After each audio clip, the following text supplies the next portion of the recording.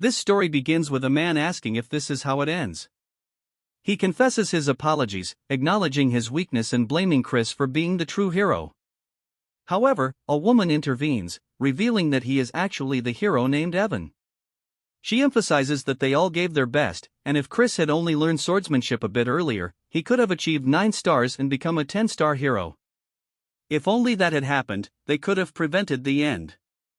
Evan, the jack of all trades and master of all, is known as the great extra character. His journey began when he was 20, after escaping his clan and dreaming of success. While working in the back alleys, he stumbled upon a scene of flying wyverns, the invasion of the Magic Empire by the Demon King of Carnage, the Age of Destruction. Amidst the chaos and panic, Evan noticed a recruitment notice for a party traveling with the hero. He saw this as a once-in-a-lifetime opportunity to achieve greatness and enjoy wealth and honor afterward. However, his dreams were shattered when they failed, and the Dominion of Light fell into the hands of the Demon King. Evan expresses his wish to turn back time, hoping to select Chris as the hero. Chris questions his meaning, stating that even if he could turn back time, he wouldn't relive this suffering. He believes that one life of suffering is enough, and there's no point in daydreaming about it when the world is about to end. As they all gaze up at the sky, the impending doom hangs heavy in the air. He declares that this is truly it. In his next life, not that it exists, but if it does, he hopes to be born into the family of a wealthy nobleman. That was his final thought. The scene shifts to a later time as he gazes down at his hands. He reveals that he has actually regressed and been reborn into the body of a young master of the Magic Empire. He introduces the place he now inhabits as the Dark Magic Clan. As the name suggests, it is one of the 12 clans that support the Magic Empire. From what he has gathered, he has regressed 15 years into the past to reiterate. He has returned to 5 years before the onset of the Age of Destruction. And here he thought he had experienced everything in his previous life. He never imagined encountering demon beasts tending to a garden. Moreover, he is certain of whose body he is in. His name is Christian von Baron-Khazar, so we see Chris conversing with a fox woman as she regales him with tales of a fiend with the middle name of Von. She explains that the house of Count Khazar is a branch family of Baron County, or the Dark Magic Clan. Chris inquires about its relative strength, and she responds that it is not weaker. While it is a branch family, it maintains good standing within the Dark Magic Clan. And not to mention, they are incredibly wealthy. He doubts that he will find anyone within the Magic Empire who is unaware of them and that they have 2 potential successors, but the eldest son, Christian, is a real bastard among bastards. He always goes around causing trouble. Count Khazar eventually gave up on him, but this is old news at this point. Though Chris asked why and if he straightened up or something, and she says no, he actually ended up getting murdered by his relatives. Back to reality, Chris is sweating bullets. Then he says that he just wanted to become the son of a regular old rich family and wonders why he just had to regress here, why he had to be this person of all people since he is destined for death. And he starts wondering what he did so wrong, telling himself to think he awoke in this body with a coin incidentally similar in name to his. It's only been 3 days, and that he's going to die in 2 years from now. The fact that he was eliminated within the house of Count Khazar, a family that places great importance on honor, it probably means that he was an absolute trash human being. And if he just stays nice and quiet, he might be able to avoid his death. But he says that since he's woken up as a rich kid, he should just take care of himself and enjoy the wealth and honor. But he hits himself with a reality check, hitting his forehead, saying there's no way that'll happen. And that Ragnarok, the end of the world, is also the reason that the Demon King of Carnage started the war. It was to put humanity up as a sacrifice to complete Ragnarok. And it was already too late by the time they realized it. And both the Dominion of Light and the world met their ultimate demise. So if he wants to survive, he needs to stop the apocalypse as well. And the Demon King of Carnage is one thing. Considering he was the one to actually start the war, the bigger problem is that the countless number of fiends of the Magic Empire are loyal to him. To stop this, he needs to become someone more powerful than the Demon King himself. At this rate, there's only one way for him to actually accomplish this: he needs to become the Demon Emperor and sit at the pinnacle of the Magic Empire. He's been given 5 years before the Age of Destruction begins, and he might as well give it a go. And if he succeeds, this entire empire will become his.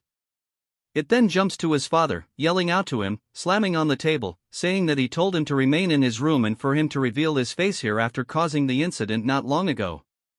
He must have a death wish.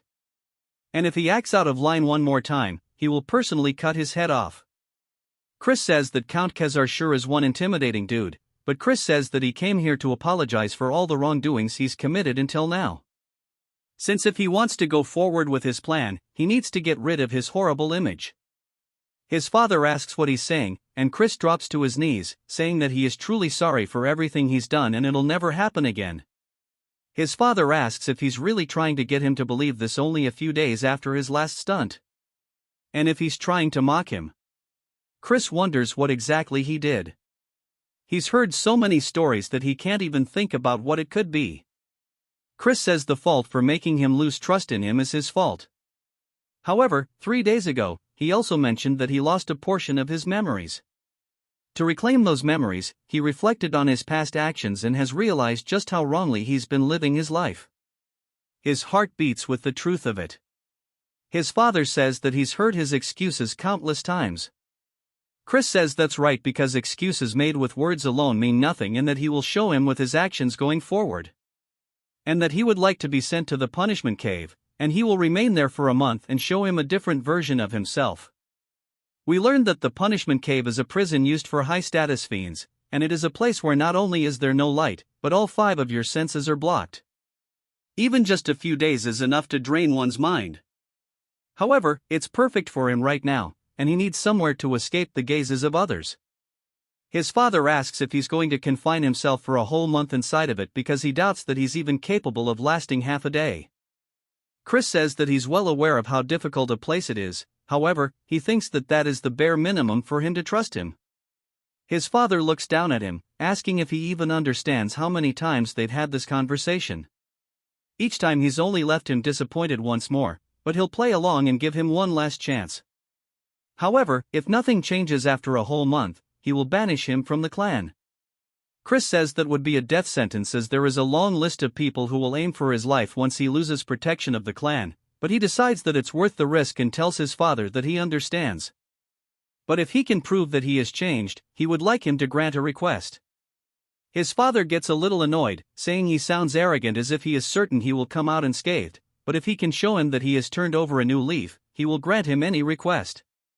Not that he will believe that will ever happen. Sometime later, back in Chris's room, the butler enters, saying the punishment cave has been prepared.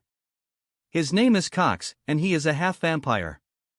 Chris says that he sees it, and as they start walking out of the room down the hallway, all of the maids and butlers are asking if they've heard about how Chris has volunteered to enter the cave. They wonder what scheme he's pulling. There was an incident where he insulted the young lady of the Poison Magic clan and that it was an incident that the Count himself had to personally apologize for and that it's pretty embarrassing having to save face against a rival clan. They wonder when he's ever going to mature, but they still have their doubts he ever will. They start debating on how long he'll last in the cave, and one of them says 2 days is definitely the max. But Chris smiles as he walks down the hallway, and we see what I assume is his younger brother also eavesdropping. It then jumps to the punishment cave, and Cox tells him that they have arrived. Chris looks up at one of the statues outside of it, and it turns out it's not only a statue but rather a Death Knight, which is a guard, and he says this is pretty fitting of the Magic Empire, but he doesn't care as long as it stops people from entering the cave. We then hear his little brother call out to him, and when Chris turns around to see him, he says this is a familiar face. He is his biological younger brother and a model student. His name is Thurn von Baron Khazar, and we see him instantly pull out his rapier, thrusting it towards Chris's throat. He stops just shy, but Chris doesn't even flinch. As he looks down into his brother's eyes, internally he's panicking, saying that scared the hell out of him. And he asks his brother, Thurn, what business he has with him, as it doesn't look like he's here to wish him farewell. Thurn says that he's sure he knows that he is a disgrace to the family, but if he sullies the honor of the family again, he will kill him himself. He asks if he understands that this is his final warning. Chris says he sees it must be him who killed Chris in his last life and he's personally met Thurn before during the Age of Destruction. He was a fiend famous for cursed magic. Chris says that it seems like he was cute while he was a kid and he seems to have trained diligently at this point too, but he's nothing more than a brat against him who has seen the worst the Age of Destruction had to offer. As he tells his brother to remove it, Thurn asks him what he just said, and Chris says that he understands, so he should get going. Thurn tells him that he's serious, but Chris completely ignores him, entering anyway, leaving it just awkward as hell outside. Thurn starts yelling, asking Cox what the hell was with that attitude, but on the inside, as Chris is walking forward, he looks around, saying that he can't actually see or hear anything. There's only the faintest sensation remaining around his fingertips, and he bets that is on purpose so that prisoners can feel the objects they bring in or else they might starve to death. An ordinary person would quickly feel mentally drained. In such a place, however, that's irrelevant to him as he's experienced worse during his time as a treasure hunter, and blocking off the five senses is something he's wanted since it will let him see further into himself. Without it, he can't overhaul this broken body. Of course, it also requires a lot of time and luck, but with the medical skills he's suffered to master as the divine doctor and the bone compression art he modified from the circus and finally the magic stones of different properties, it is certainly doable. He honestly thought he wouldn't be able to get a hold of magic stones since they are expensive, but he guesses this is the niceties of an elite clan that heeded his request, even though he's a good-for-nothing yet. In his previous life, he and Evan struggled to obtain them as they had to slave away in the mines. The start will be with the white magic stone, which will purify the toxins. It is a boring but essential stage. It requires him to tediously clean away any toxin buildup across his body with white mana. Even the smallest mistake would cause great pain across his whole body. As he starts doing exactly that, he feels a tingling sensation, which I would assume is like pins and needles when you're sitting on the turd for too long. And he looks up, smiling, saying that this is a cakewalk to him. Sometime later, we see Cox reporting to Chris's father. When his father asks how Chris is doing, Cox says that he entered the cave and he's worried that it'll break him so bad that he won't be able to even call for help. His father wonders if maybe sending him there was a mistake. He had such a promising future as a child, and he wonders how he broke apart so easily if his gift made him too arrogant. Whatever the reason, he'd rather he be fully ruined or died than live such a wretched life. And he's full of conflicting emotions, such as anger and sadness. Even though Chris's words seemed very reasonable, he doesn't think he should have expectations. He's already tricked him too many times. He asks Cox if he saw anything strange when Cox enters. Cox says there was an incident, and his father tells him to report everything in detail. Cox says in truth the young master took magic stones into the cave with him, including a dream stone that makes one hallucinate, and so they don't know the side effects, so they have to immediately open the cave. We see his father's fist shaking out of frustration, but he tells Cox that they can't, and if that's the case, then just leave him to die. It then jumps to a whole month later as he's standing before the punishment cave. Chris's father says he must be a wreck by now. As the door slowly opens, his father is completely taken aback by the shine he is seeing, and Chris says he's been waiting for him to finally show up. He asks his father if he's surprised, and he told him that he promised that he would return as a changed man. His father starts to tear up, saying those are eyes he hasn't shown him since his childhood, and his father says this means he's actually endured it. Chris laughs, asking if that's a compliment, and his father tells him not to get on his high horse from something that's minor, as he doesn't trust him still. Chris says that just means he has to work harder, and he must think that he barely endured the cave, but that's not the case. Chris was so busy training that he had no time to be bored.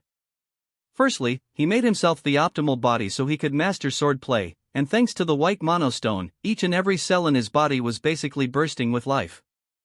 Furthermore, the Dreamstone was a game changer. Cox asks if he was really going to take that into the punishment chamber, and Chris says that he's glad he was stubborn about it. Thanks to the hallucinations he drastically reduced. At the time it took for his metamorphosis, and on top of that, he created 2 cores. He shows that he's actually a genius as he uses a 1-star spell called Light, and he used his darkness core to hide his light core. The fiends would make a giant fuss if they discovered it, which is why his father doesn't actually think it's that impressive. Things in there would have been great, but of course, that is not all.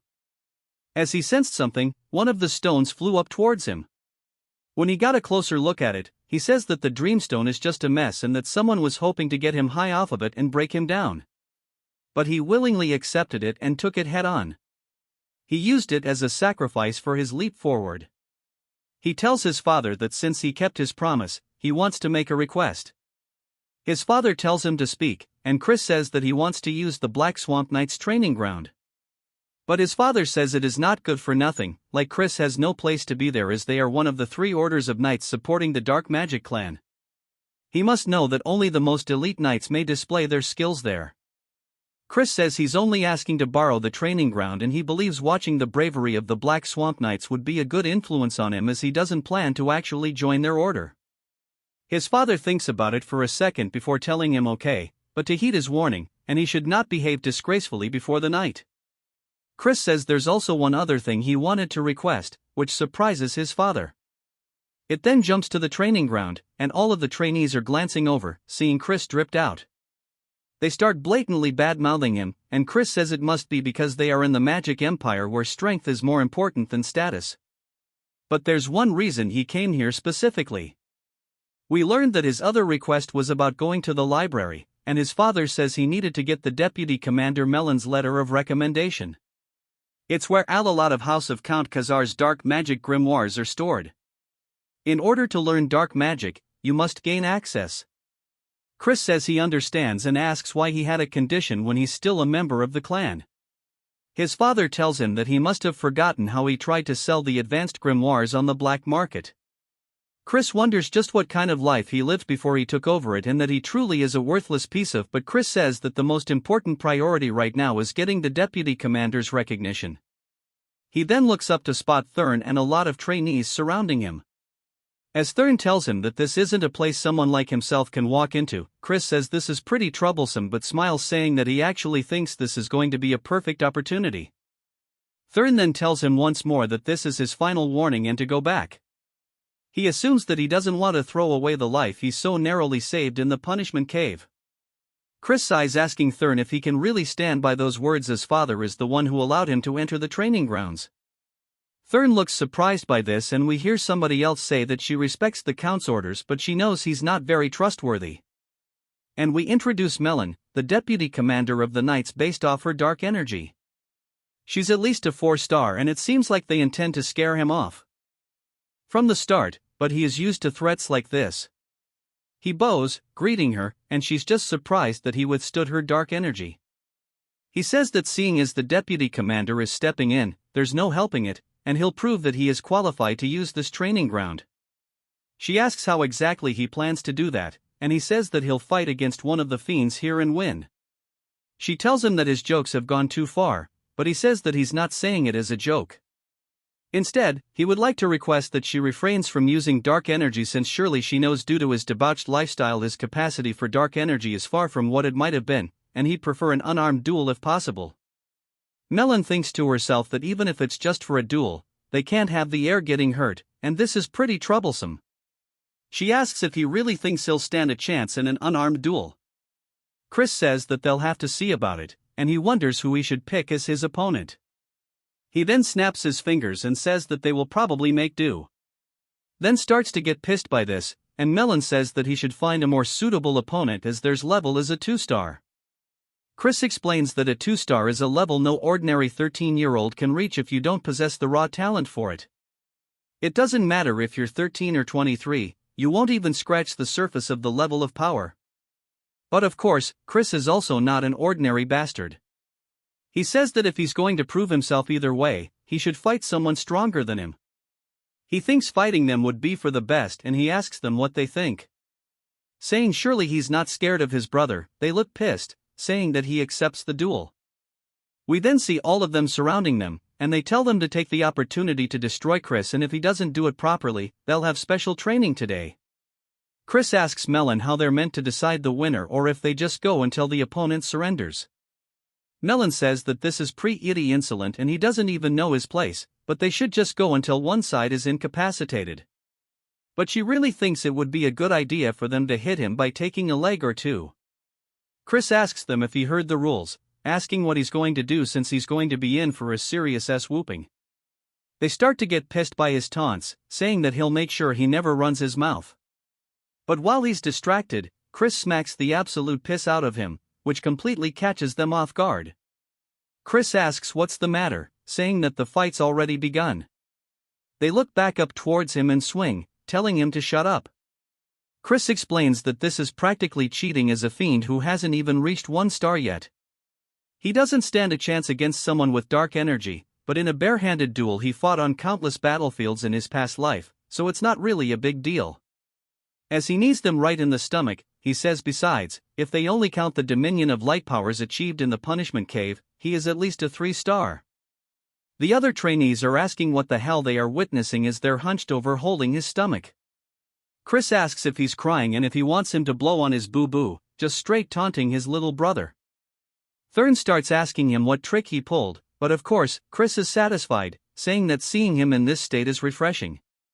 There's nothing like a trick here and that his brother is just a bit too weak.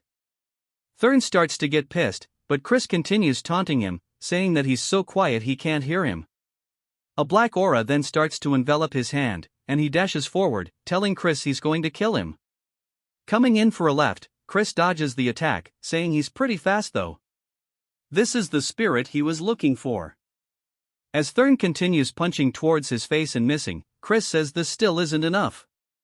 As he raises his hand, cutting off the aura from the rest of his body, even Thurn realizes that his dark energy is starting to dissipate. Chris hits him with an uppercut, saying that fighting is all about instinct as his eyes go white and he falls to the floor. The rest all look surprised and they start wondering if maybe they let his guard down, saying that maybe he would throw his dark energy because he was worried he would hurt Chris, otherwise, it wouldn't make any sense.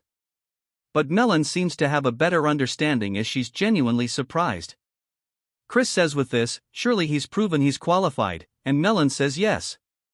Chris thanks her and puts on a calm demeanor, but in reality, he's just hella glad that it worked, saying that now he's going to devour everything, swordsman and magic alike. It then jumps back to the house, and Chris explains that he has reached 1 star in dark magic since he's still not fully accustomed to handling dark energy, and there was a lot of residue left over by Christian. It took longer than he expected. As for wielding the power of light at the same time, he'll need to raise his level further for that to be possible. He rings the little bell only for a woman to slowly appear in his room, asking if he called for her. We are introduced to Mary. His sign maid, he says he can't believe they are using a high-level evil spirit, a banshee, as a maid. And admittedly, though, it was due to Christian's constant troublemaking that they couldn't. He says he'll definitely replace her, lady, and he tells her to just give him some juice as he'll drink it and then leave to train. She asks if she should prepare it with human blood, but he tells her just to make it with strawberries. She tells him that blood juice tastes super good though, and he tells her that he wants strawberries. She continues, and they have a little bit of banter back and forth sometime later. As Chris is heading out somewhere, we hear Cox yelling out to him, asking if he's going to train even though it's so early. And then he worries he is just pushing himself too much. Of course, he's pleased and proud that he's so diligent as he believed in him even when everybody else didn't. Chris says to get a load off this guy and then starts to release some killing intent, saying that he never asked him to believe in him and asks who he is to decide whether he should believe in him in the first place or not. Cox is startled and then apologizes for overstepping his boundaries and then tells him to have a good training session. As Cox leaves, Chris says that there's something really fishy about this dude at the training grounds now. Chris says that everybody here has way more doe-eyed looks than before and that now that their guard is down, he wants to try to win them over little by little. We see some bird dude watching Chris swing his sword, and he walks away towards a tent and goes to inform the deputy commander, Melon, that Chris has shown up again at the training grounds today. Melon just wonders what the hell he is planning and what that duel was about back then. Those movements were definitely impressive. But to think he would dispel his dark energy at that precise moment, she wonders if he saw through the battle. And if that's the case, then he might have the talent to surpass Lord Eskid de Baron, the direct head of the main family. But she decides it's probably not the case, as he's still just a bastard. Also, he has already lost his dark energy through his horrible lifestyle, and it's impossible for him to close the gap now. She hears a lot of noise outside and decides to go check it out, asking what's the deal with it. One of the men tells her that Chris seems to have had a small conflict with a squire. The other trainees wonder what happened, saying that Cannon is a 1-star fiend. and they wonder if maybe Chris also reached 1-star Melon. Looks surprised, but Chris says that he wanted to see the rumored prowess of the Great Black Swamp Knights. But it doesn't seem like they live up to their reputation. Asking if there's anybody else who wants to stand up, she says surely they're not a cowardly order of knights. They start to get frustrated by this, and one man steps forward, introducing himself as Tauren. Chris says that they fall right into his trap, gesturing him to go ahead and attack. And Tauren leaps through the air with his sword overhead. Chris says he never expected them to obediently teach the knight's secret techniques to him. Since that's the case, he has no choice but to steal it this way. As he starts fighting back, Tauren's blade, he starts taking note of how they hold the sword in their footwork, saying that this is the mud swordsmanship he's only heard about in rumors. And he starts to mimic it, saying that maybe it'll work out if he does this. He smacks them straight across the face, causing him to drop his weapon too, but it's a huge surprise to Melon. Chris is just happy that he managed to pull off the technique as Tauren lays their face down, ass up. Chris sits on top of him, and everybody else says they can't believe he was actually strong, saying that his darkness core was ruined, so how did he reach 1 star? Melon realizes that this means she wasn't mistaken back then. Chris says this is disappointing and he had too much faith in the knights, and if their skills are this pathetic, he'd say it's all the deputy commander's fault. They start to wonder if they should stop him because he's crazy for taunting her, and Melon says she understands he's happy about his victory, but he's getting a bit too carried away. He says it's better if she shows him the skills of the Black Swamp Knights. She draws one of the training swords, swings it very forcibly right beside Chris, sending up tons of dust, completely shattering the ground beside him. She says that she only needs 1 second to beat a bastard like himself while releasing a very deep purple aura. Chris asks if she's really planning on fighting against someone like him with her full power and that they should only use dark energy up to the 1-star level and prohibit dark magic as well as using only wooden weapons. She starts to exchange her blades, saying that 1 star is more than enough, and she'll break both of his legs with just half of that. He says if that's the case, he'll put both of his legs on the line, asking what she's willing to risk. She says that anything's fine because he won't be walking away from here today. As she dashes forward, he blocks her attack with a sword, but it is definitely heavy. As we see him starting to get pushed back, she continues swinging all over, but he is managing to keep up by blocking and parrying. Even the other trainees notice this, saying that he's held up for a while considering he's up against Melon, but they say that it must be because her main weapon is the great sword, but we see she's frustrated saying that for some reason her attacks are not reaching him even though he's a weakling through and through. He shouldn't be any match for her. She says that when he fought there in the fight just now with Tauren this happened as well. Chris says that it seems things aren't going her way, which makes her even more pissed as she starts to imbue some aura into her blade, preparing some kind of heavy-ass attack which seems like she might be breaking the rules a little bit. She swings down directly towards where he's standing. Chris ducks to the side, saying that now's his chance. As he runs forward, he hits her with a headbutt straight to the face, which catches her off guard. As she's reeling from the attack, she's surprised to see the blood in her hand. But Chris is glad that his gamble paid off, saying that Melon is a spell sword. So as long as her dark magic is bound, the moment her defense slips, she wouldn't be able to block the opening with physical power alone. So if she was a feint who focused on the sword, that might not have worked. She looks at the blood still in disbelief, then begins to laugh hella loudly. She says that she never ever would have imagined a headbutt, and it seems like she's looked down on him too much. She'll focus from now on. Chris starts pointing to her neck though, saying that the fight's already over as he scratched her with his nail during the headbutt. And if he had laced his nails with poison, surely she would have known what would have happened to her. She says that she accepts the defeat so to tell her what he desires, but in return, she wants the opportunity to fight him once more. He says if she wants a rematch, he'll have to grant a second request too. She says she'll do anything, and he walks close, saying that if that's the case, once he's right into her face, he asks if she would kneel before him. She's surprised by this and says that surely he understands that is an impossible condition to meet. Her loyalty lies with the main family of the dark magic clan house, Baron. He says, of course, he knows that she is here on an excursion from the main family. However, all of this itself would be resolved if he were to become the young lord of the clan.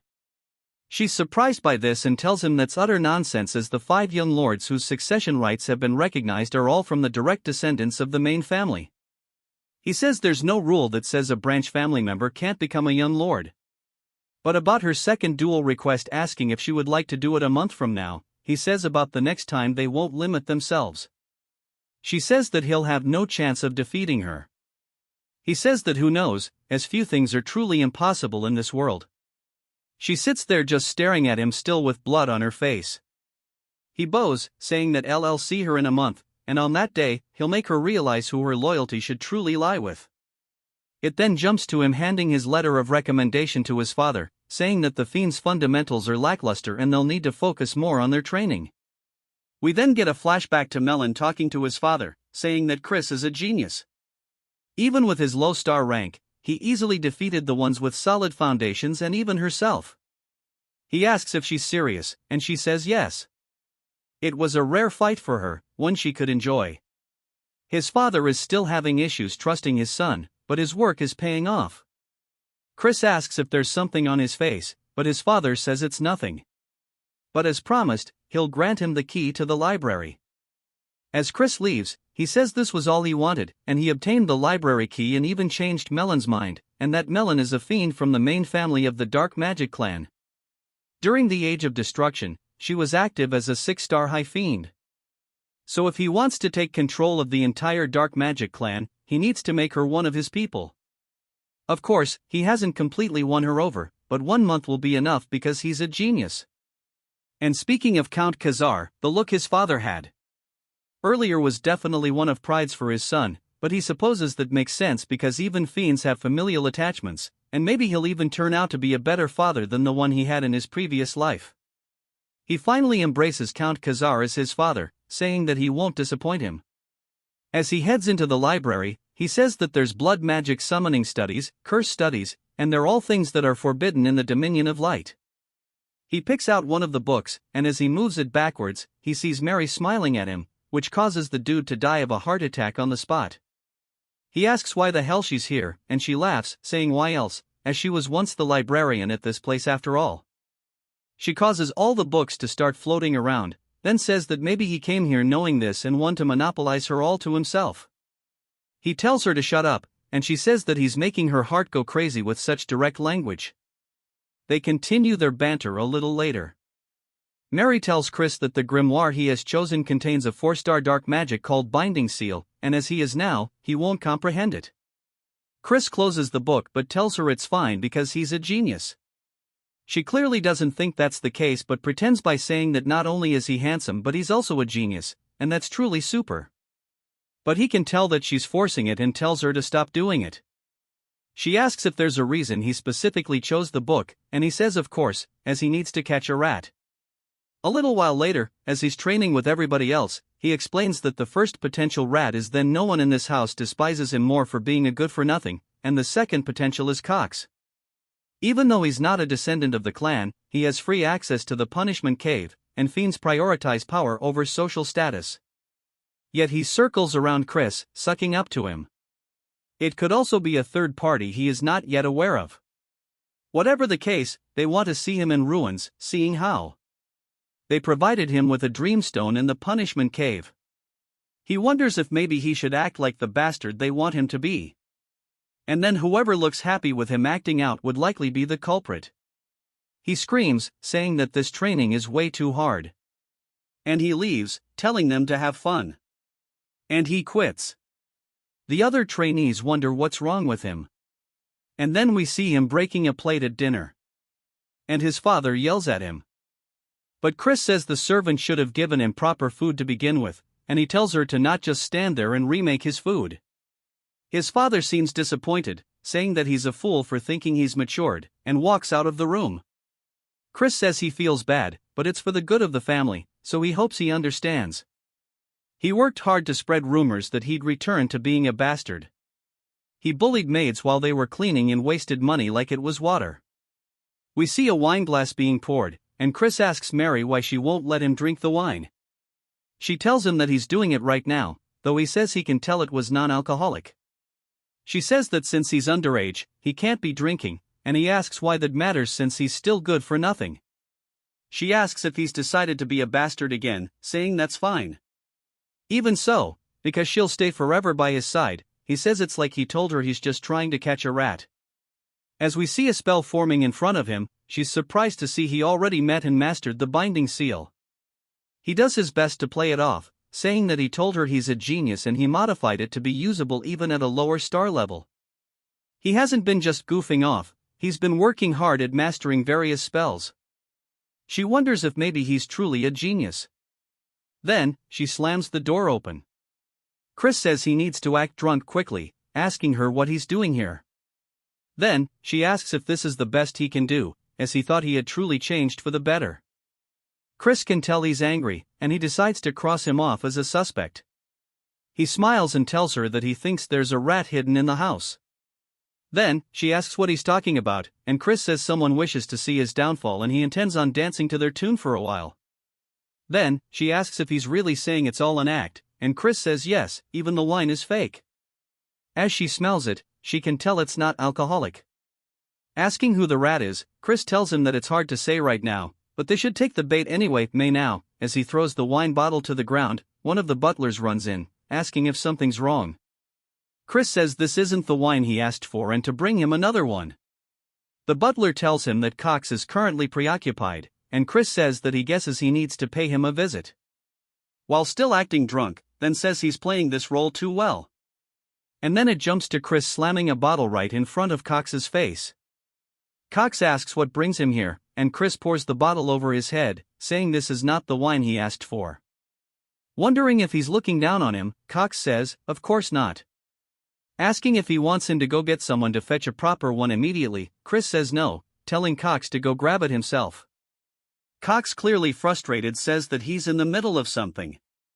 Chris asks if he's going to work like this, saying that he needs to go change anyways.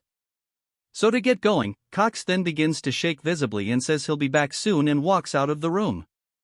Chris says that he needs to commend his patience in withstanding such humiliation, but that hostility was very clear.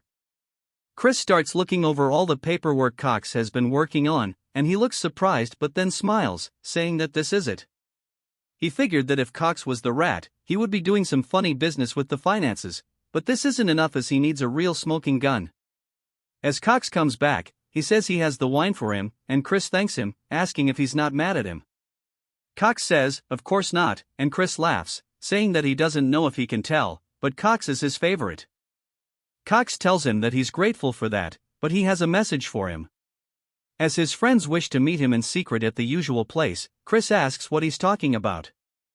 Cox says, although he would prefer him not to associate with them, it is not his place to be judging his friends. Chris says that he guesses he'll meet them then, and Cox tells him to do as he wishes, but he can't help but smile a little bit, saying that things are going better than he expected them to. It then jumps to a whole table of food, and we hear someone telling Chris that they've heard rumors that he's changed recently, but there's still no way that he's the best among them.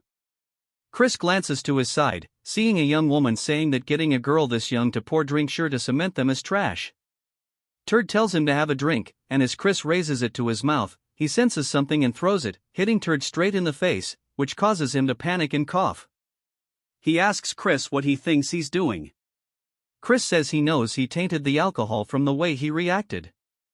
It looked like he knew there was something in it. Chris then raises his hand, starting to form a magic spell, and puts it straight to the girl's forehead. As it begins to glow, she slumps over unconscious. His friends ask if he really knows how to use dark magic. Chris says he doesn't think now is the time for them to be surprised by that. He grabs Turd and Pomodore by their heads, slamming them straight into the table, but not just once. He does it over and over. Turd asks why he's doing this, trying to calm him down. Chris says if he still doesn't know what he did wrong after getting hit like that, they can die here and now. As he pulls out a knife, a little later, we see them tied up, and Pomodore has even pissed his pants, begging that he be spared, as they were only ordered to feed him the drug and frame him after they killed the girl. Turd says they were threatened with the drugs they were dealing in secret, so they had no choice. Chris asks who was the one who ordered. Pomodore is hesitant to answer Chris, then moves the knife closer to the man's crotch, asking if he wants to have it cut off. They immediately say it's Cox and they'll do anything to spare their life. Chris asks if they really mean that, and they both say they swear on it. Chris says he can't hear them. They yell it even louder. He says that he'll take their word for that as he begins to cast another magic spell. It starts flying into their foreheads, and he tells them to listen to what he tells them and carry it out properly. They both fall unconscious onto the floor, Pomodoro or even foaming out the mouth a little later. Cox runs into Chris's father's office, saying there's a problem. When he asks what it is, Cox says that the young master has committed murder. It seems he got drunk at night and killed the one who was giving him drinks and threw their body into the river. It seems they won't be able to overlook this one so easily. Asking him what they should do, Chris's father tells Cox to bring him to the Fiend Court as he invokes his immediate trial. Cox smiles, thinking that his plan is going perfectly. At the court, we see Chris standing trial. He tells his father that he's innocent. His father asks if he really plans to lie as there are witnesses. Chris asks how that could be the case when it never happened and that he thinks there's just been a misunderstanding. As the young woman enters the room, he says that this is the dead servant herself, Turd and Patter. Look genuinely surprised by this, she says that Chris took her home after she woke up from falling unconscious and he even gave her money to help her pay her rent, but Pomodoro and Turd are the evil ones and they put drugs in Chris's drink. His father asks what's going on here, and Chris decides that it's time to get this show on the road and begins activating his magic. Turd says that it's correct. They gave false reports, and Pomodoro says it was because they were given orders by the butler Cox to frame the young master. Cox starts panicking, asking why that kind of trash they're spewing, and that this is slander, and that Chris and his friends are trying to frame him. Cox also tells Chris that the joke's gone on for too long, and he's crossed the line, but Chris knew he would react this way, and he says as the victim of this incident, he would like to request one thing. His father asks what it is, and Chris says that he wants him to act as a proxy of his authority to directly question Cox. His father looks a little confused but decides to go along with it, saying that he'll leave it to him to head the defendant's stand, but to know the moment he acts in a way that is inappropriate, his authority shall be revoked immediately. Chris says that he'll finish this quickly, and as the representative of the great ruler of the magic empire, the Demon Emperor, and as a member of the dark magic clan that governs the eastern region of the southern magic kingdom, and as a representative of Count Khazar, he will now question the defendant. He asks Cox if he swears that he will only answer with the truth to his words.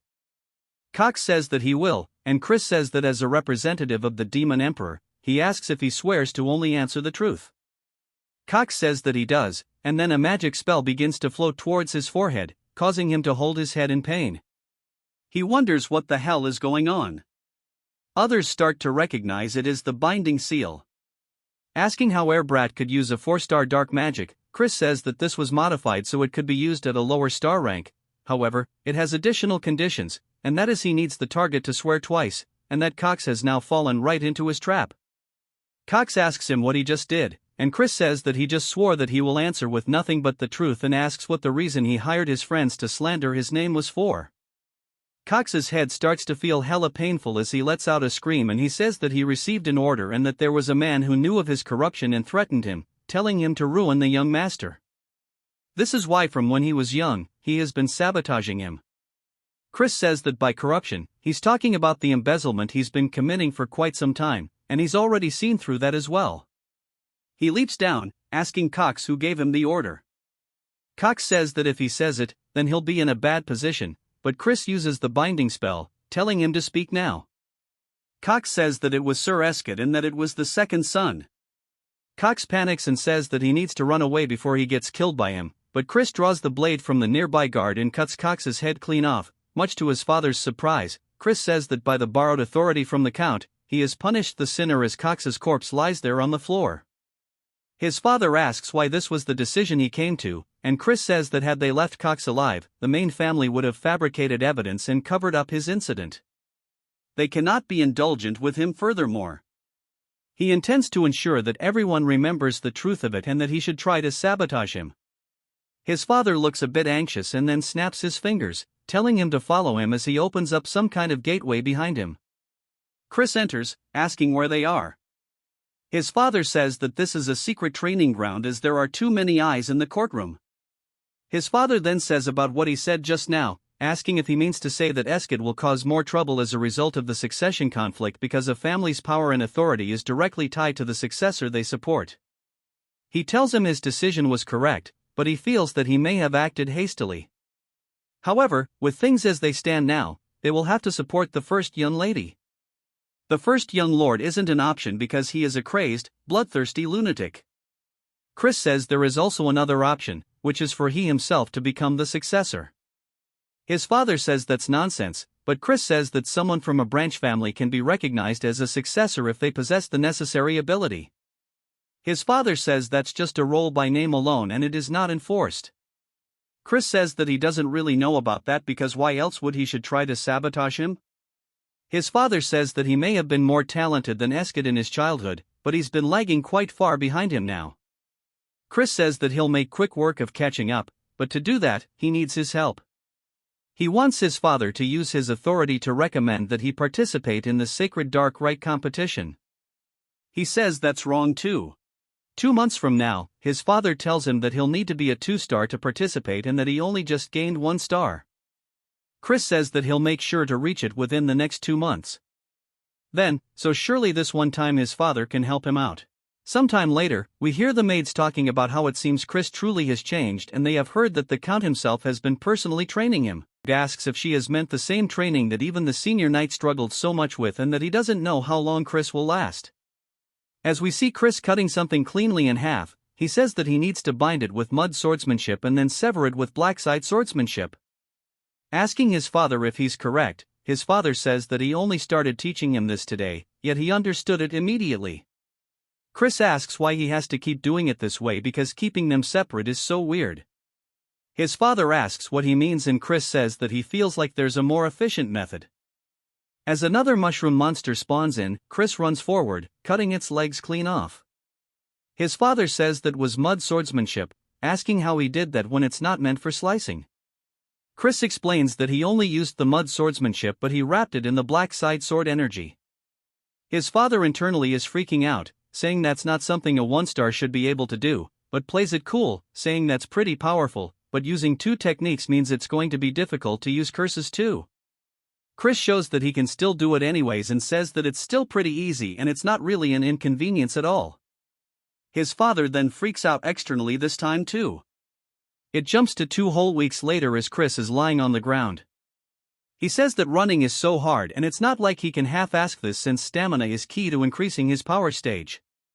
We then hear Melon asking if he's already exhausted as the duel isn't far off and she's eagerly waiting for the promised day to arrive, he says. She always has such an intense presence, and that he's doing his best to meet her expectations. She says that she's aware of his growth, but he's still a 1-star, and he'll never get her to kneel before him. He says that he's sure it would happen and he's sure he'll learn something through the duel, so it won't be for nothing if it doesn't. She laughs, saying that he's still full of energy, and she hopes he fights past his limits and entertains her. He says that she is currently an upper 4-star. We learn that in a single stage, there are 3 separate tiers, lower, middle, and upper. As an upper 1-star, he is way below her level. However, he comes from a rich family, which means that he's a wallet warrior. As he enters his room, he asks Mary if she's finished packing his bag for the outing, and she says, of course. And that's since it's their first outing together. She made sure to dress to impress. He says that he never said that she was coming with him, though, and she laughs, saying that he must be worried and she's going to get a heat stroke from this. And that he shouldn't care because it's her pleasure to serve him. He asks how a banshee is meant to get a heat stroke in the first place. He recalls asking his father if he could change to a human attendant, and his father says he cannot since he made a contract with Mary. And that a high-ranked banshee cannot be managed without a contract. And he asks his father if he could even tell him how to avoid the contract then, and he says that it's going to be him sharing a very deep kiss with Mary. Chris says that he can't believe Christian did this in the first place. He tells Mary that she can't come with him as he's headed to a place with lots of people. She looks so sad, saying that she was looking forward to going out. He says that it's just her spiritual energy might injure people. She keeps the puppy dog eyes, saying that she's been stuck in here for decades now, and bro can't believe that she's this sad about it. And folds into 0 pressure, saying that he came along, but she just shouldn't show up around others. She says that he truly is the best being, all excited, and he tells her just to follow him. She asks where they are going, and he says that it's somewhere he can make a profit. She reminds him that he already has a lot of money, and he starts dropping his coins on the ground. He tells her to stop doing that. She says if he's not going for money, then maybe he's going for land ownership. He says that's wrong too. She asks what it's for then, and he says it's for something he used to use before. We see them in the carriage saying that he's late. Chris asks what he's doing here. Then, he says that he's here to watch over him in case he begins to behave like a bastard again. Chris tells him not to worry about it as he's merely on his way to go gambling and nothing more. He says they're fiends, so it's a given that they're close to alcohol and gambling. Gambling is something even the Demon Emperor recommends, and there's a reason that's legal. Then, he says that he should follow him there. Then, Chris asks if it's perhaps because he's worried about his big brother. Then, he freaks out, asking why he'd be worried about him. He's just concerned that he'll dishonor the family. Chris says that he was thinking for a little nerd like his brother. It'll probably be too stimulating anyways. Asking if he even knows the rules, then he says that gambling is just card games and that he's going to flatten his nose if he keeps yapping like this. Chris says that sounds so scary and says that he's going to show him that he's a pushover today. They finally make it to where they're going, and it's just a big grand building. Even Mary looks super duper impressed. Then, he says that he didn't know a building could look like this. Mary says that her heart is starting to flutter. Chris tells them to stop acting like country bumpkins and to put this on as he hands a mask to Thurn. He tells Mary that she needs to hide so people can't see her. He also wants to whisper something to her. He starts doing so as she listens, and she says that she'll go do as she's ordered and disappears. Then, he asks where he sent her. Chris says that he shouldn't worry about it and they should go in already. As they enter the area, people start to look over towards them as they walk by their tables. Some of the gamblers say they can't believe people so young would enter the lion's den on their own. Chris says that he wants to make a bet with Thurn on who wins. He'll make more money in an hour, and if he wins, he'll call him older brother for a month. Then he asks if he's serious, and Chris says yes, but if he loses, he'll have to call him the Honorable King Emperor Majesty brother. Then he can't believe he said that with a straight face, and Chris says that there's no need to do it if he's scared and offers him some money. Then instantly snatches it, saying that there's no way he'd be scared about this and that he's going to be going first and show him how easy this is. Sometime later at a table, a man is saying that it's Chris's victory and for being young, he plays quite well. He's sure that he's going to earn a lot. Chris says that when you're first starting out, they let you win a reasonable amount by instigating the overconfident player. They aim for the moment their prey bet's too big, and he knows exactly how these common works. Of course, we know there isn't so familiar, so he falls for it. Chris says that he's already caught in their trap and he tells him that he should just go back home and sleep. Then he says that he's definitely losing money too, and Chris tells him that he's only lost 500. Then he says that he only lost about 1,000, and everybody starts laughing at the completely justified crash out. Chris says that it looks like everybody here has marked them as a loser, and he's sure conmen will try reeling him in soon enough. Then he asks if he's going to continue. Then he says he will and throws the money out of Chris's hands. Chris says that he's the one who tried to stop him, but he wants him to lose tons and become the perfect bait as that's the plan to begin with sometime later. As then sitting at his table looking at his cards, we see people cheating as they actively see what's in his hand, and Chris spots them. They tell him saying that this is perfect. Mary then appears behind Chris saying that she found the people he mentioned. He says that she did a good job while he's freaking out. He's low-key rising up. Mary a little later they arrive and Mary says this is the place. Chris tells her to open the door, and she does so. As they enter the room, the people start freaking out, asking who he is. Chris takes off his mask, saying surely everyone knows of him. They ask what business he has here, and he tells them to call their master over. A man then starts being a kiss-ass, asking Chris if he really came to visit. And we are introduced to Grant, the master of the Glee Merchant Guild. And while he may be known for his talent as a merchant, there's just a little bit more to him as he's actually the owner of the casino too. Chris says that he wants to have a conversation in private, and Grant asks what it could be about. Chris says that he conned his younger brother, whom he cares deeply about, and yet dares ask him what he's here for. Grant says there's no way asking if that sucker in the tiger mask is his brother. Chris says he's corrected as Count Khazar heir.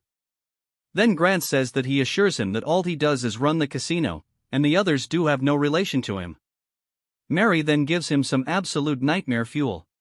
She immediately apologizes, saying that had he known he was the son of the Count, he never would have done it. And a please show mercy. Chris says surely these aren't empty words. Grant says of course not. He shall compensate him, asking how much he wants. Chris says he wants 1,000,000 rupees, which surprises Grant because there's no way they have that much money on hand to do it. Chris says that 200,000 would be enough, and Grant asks if that's really all it'll take. Chris says there's something else he'll also need to give him too, and Grant asks what it is. A little later, we see him looking at brand new equipment, and Mary says that she didn't think he would use the 200,000 rupees to purchase gear, and that truly is a super scheme. Mary says that the sword that he got is a bit strange, and we learn that it's called Grenade, and she knows that's the holy sword that a past hero obtained by offering up his soul. And she heard that many fiends want it because it's something that the hero used after his fall, but now it's all rusty. Chris tells her that it's okay because it's part of the plan and hands her a necklace, telling her to take it. He saw her staring at it before and to just treat it as a gift. She looks so surprised, and he says that it seemed like she would never be able to put her regrets to rest if she didn't get it, so he's giving it to her so that she can move and find peace quickly, telling her not to misunderstand. She says, before she died and even after she did, this was her first time receiving a gift, and she thanks him. Before he gets caught up in the feels, he tells her they should hurry home. She gives him such an absolutely warm smile that she says that she shall put her whole heart into it as thanks, and from now on she shall make it for him, and that from now on she shall make him blood juice that's even tastier than before. As they walk home, he says that he doesn't want to drink something like that, and they continue bantering. She says that surely he knew that the strawberry juice he's been drinking all this time was blood, and he tells her to stop joking. Chris then says to wait a moment because he feels like he's forgetting something. Of course, he's talking about the ring that he left at the casino. It then jumps to the next day as we hear them yelling out to Chris. Chris wakes up wondering what's going on, and then asks why he abandoned him. Chris thought he forgot something the other day, and then tells him that he was nearly sold off as a debt slave because of him and that he was lucky someone recognized him. Chris apologizes but says that it was probably Grant who helped him out, though he's addressing him all wrong since he lost the bet. He needs to keep his end of the promise and to go ahead and say the words. Thurn looks mortified and squeezes the hell out of the pillow but slowly starts to say the word esteemed over and over. Chris says that he doesn't know what he's trying to say, and then yells it while ripping the pillow open, calling him the esteemed King Emperor Majesty, brother. Chris says this is good and that he should be sure to respect him and strive to do well for himself as well. Thursday says that he'll have his revenge one day and to prepare himself, and Chris says that he can't believe such an adorable kid will grow up to kill his older brother, and it's probably all because of him. He's talking about Eskid, the son of Langam, the acting clan head of the Dark Magic clan and the rank 1 young lord. He does not feel much about him since he's not the real Christian, but if he wants to become the young lord, he can't avoid a confrontation with him and that he'll repay this grudge personally. But if he wants to do that, he needs to get Melon on his side, and he looks down at the holy sword that he has as he's kneeling down with it. On the floor, he explains that at one point, countless fiends attempted to wield it, and the reason this holy sword is treated as just an antique is that no one has been able to do so. Then he's sure that it might react differently to him. As he grabs onto his chains, it starts to release a very holy energy that zaps his hand away. Chris looks down at his hand, saying that this is to be expected since it's an artifact created to use the holy power of light. But in the end, it's still just a weapon, and he'll be able to use it if he can just analyze the mechanism that's making it reject the dark energy.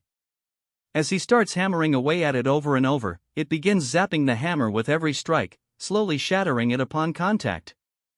After a bit, Chris asks Grenade if it hurts and pulls out the hammer after hammer, telling it to submit already because he's going to hit it all night. I feel bad for the poor sword. A few days later, at the secret training grounds, we see his father asking if he's done his preparations. Chris says he has, and we see a woman in front of him. He asks who she is, but he says that he thinks he's seen her somewhere before. He then realizes who it is and greets the KN commander of the Black Shadow Knights.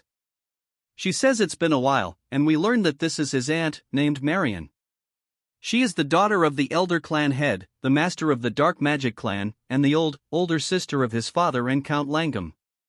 She protects the Elder Clan head and is in charge of secret missions and surveillance within the clan. She is the elite among the elites, and he wonders why she's here in the first place. His father says that his sister came to visit for matters concerning Cox, and she laughs, saying that he committed quite a cheeky act. Chris says that maybe the Elder Clan head is planning on protecting Eskid, and that might be a bit of a problem. He says, it seems the Elder Clan head has plenty of free time tending to such trivial matters. She says he's pretty bold, but the clan head has no interest in the squabbling of children and rather he seems to be interested in Chris. Chris is surprised by this and says that this might be an opportunity to win his favor. Marin says that she wonders if this is bravery or idiocy as he hasn't even reached 2 stars yet. He is challenging Melon and that he should call off the duel. He thanks her for worrying about him but says that he has his own plans. As he starts to show the sword, she recognizes it, asking if that's perhaps Grenade. Saying that he must have gone insane, but she knew he was a troublemaker, just not to this extent. We finally learn that his father's first name is Raiden, and she says that he went on and on about how Chris has changed for the better. Raiden says that it's true, and she asks if he doesn't realize that he's trying to use a holy sword in a duel. Chris asks if he's not allowed to use it and that he just has to win no matter the method or trick he needs to use. She warns him that even the Elder Clan had failed to tame Grenade as that holy sword's power will burn him to ashes. Chris asks if that's the case, as he starts to take the sheath off of it. She yells, telling him that it's dangerous as it has a little bit of a golden light to it. Of course, nothing happens, and she kind of just stares at him. She asks if it's a replica, and he tosses it at her, telling her to check it herself. As she catches it, it starts zapping the hell out of her hand, so she throws it to the ground. She asks how he's doing this, and he says that it's a trade secret that he doesn't want to tell her, but she can be sure of one thing: the only reason why he can wield the sword that even the Elder Clan had failed to tame is because he is a genius. His father can't help but feel proud as hell, and we hear Melon laughing, saying that he's always so fun and entertaining, and for him to have tamed a holy sword is cool, but it's not like that's going to matter, as today will be his last day in this world. Chris begins to stare at her. It then jumps to the start of the duel. As Melon's charging forward, swinging down, Chris blocks it. He says it's just as he thought. Without any restrictions, her power and speed are incomparable to before. He won't be able to narrow this gap at all. But as she starts flying in, he blocks her attack once more. We see the holy sword starting to dissipate the aura on her blade. His father and aunt are surprised that it's opposing the dark energy. Raiden says that it seems like he surpassed her when she was younger too. Marin says that's not the end of it, pointing out that he is wielding the holy sword. As they see his hand still has the purple aura to it, but it looks like it's clashing with the sword's aura, Chris strikes back, causing Melon to block it. Raiden says that the power is incredible, but it looks like his dark energy is fluctuating a bit. Marin says that's not what's going on. He's controlling his dark energy for a single moment to avoid the rejection and response of the holy sword. Melon distances herself. Chris asks if the battle is to her liking. She says that she's been having this thought for a while, but asks if he's perhaps predicting her movements. He says that he does happen to be pretty observant, and each sword technique has a preceding position she needs to raise her arms before she can swing down. And to do that, she needs to move the muscles in her shoulders and upper body. This is something a novice and an expert share in common. She sighs, asking him how he's going to predict this. Then, as we see a green aura start to be released from her hand, it starts to wrap around Chris. She says that surely he hasn't forgotten that the Black Swamp Knights are spell swords. A giant surge of holy energy resonates from him. He says that almost could have been a problem. She asks if he had a cleansing artifact. Chris starts thanking his father, saying he survived thanks to him. But he says that should be in the secret vault. He looks confused. Chris says he can't help but be a little bit of a klepto sometimes, but having good equipment is a skill itself in a real battle anyways. He reaches into his pocket and throws something towards Melon as it explodes. She does her best to dodge whatever it is, and Chris says there's no use even if she does, as he throws another one directly towards her. This one explodes. He says that he got that artifact using the money he took from GLE, and it's pretty effective. He tells her that he knows she's alive and to come out already, as she starts thrusting her blade directly towards him. Chris redirects his blade, matching her, hitting the tip of the blade, causing it to crack until it shatters into pieces. Raiden says that he wondered why he threw that corrosion marble into the air and that it's just like he thought. His son truly is a genius. Melon then starts walking forward, laughing, and then even begins to smile, saying that this is way too fun. Asking what he's going to use next, Marin says that Melon has lost her mind and they need to stop her. Chris starts to lean backwards and then raises his hand, deflecting her attack with the most minimal of movements. He then immediately pivots his foot, getting behind her, putting the blade to her throat. And then it surprises her, and he says that it looks like it's his victory. Asking if she was satisfied with this, it even cuts her cheek a little bit. His father still just looks super proud. "I love this guy, Melon." Then laughs, saying if he's genuinely asking, that she can't even calm down anymore. He then says that he wants an answer to his previous request as soon as possible. Although it was his victory, he will show respect, etc., if she wishes to refuse, as loyalty isn't something that can be obtained by force.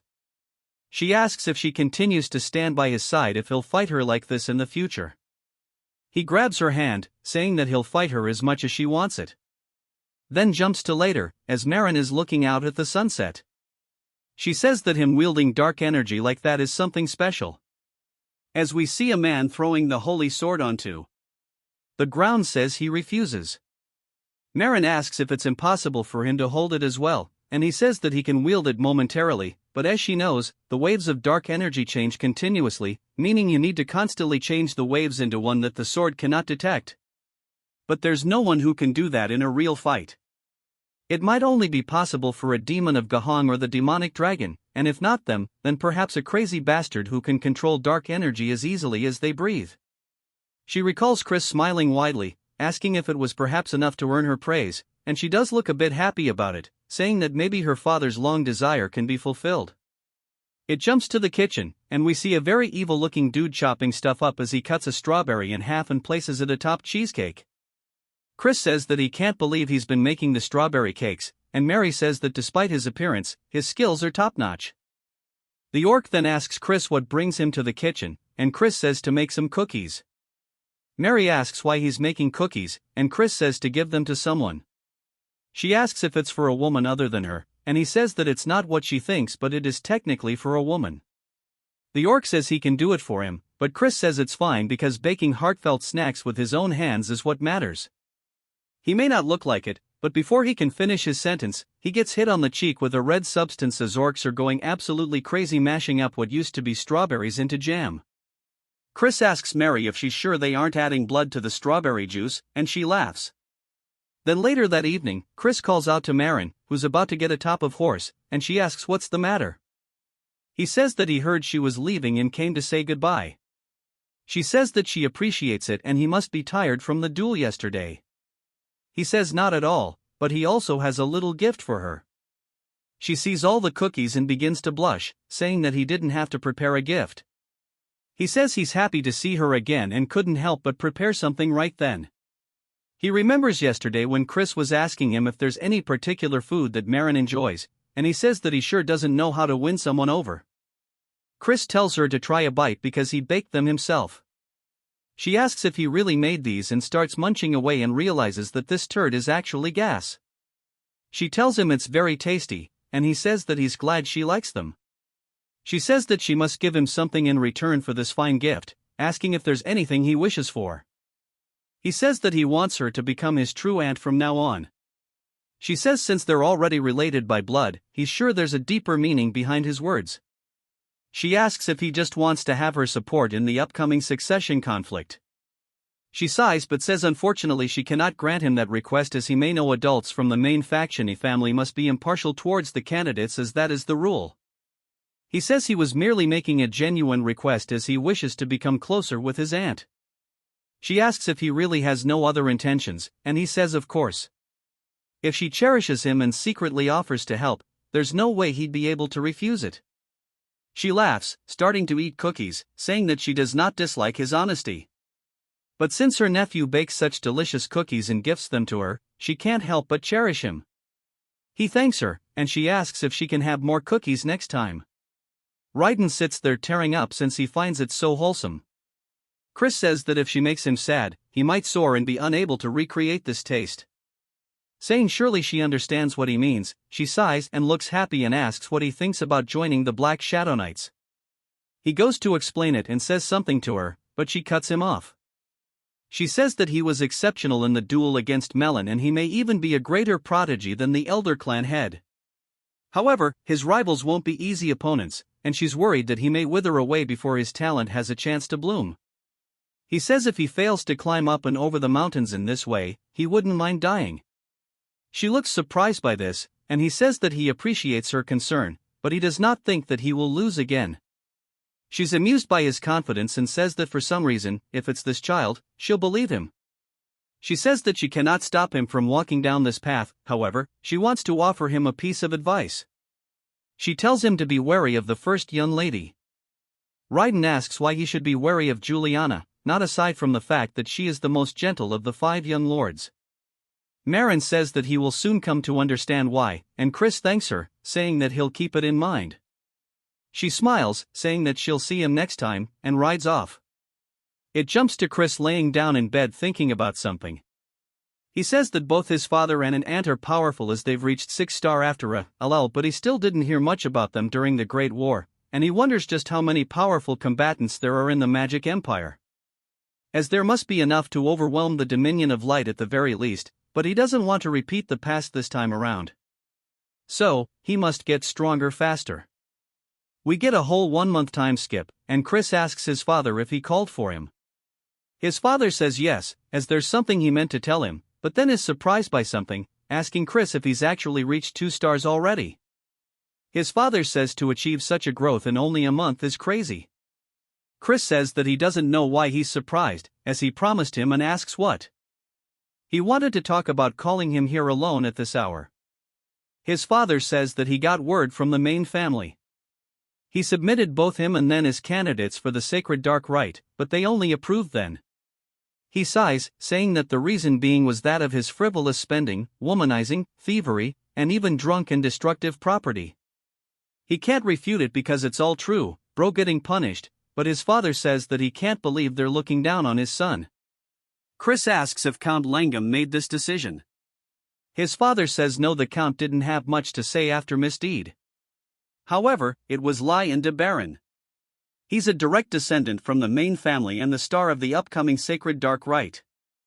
The Sacred Dark Rite itself is a ritual where candidates take in pure darkness from the negative dimension. Since the amount is limited, candidates participate in a quasi-deathmatch to decide on hierarchy.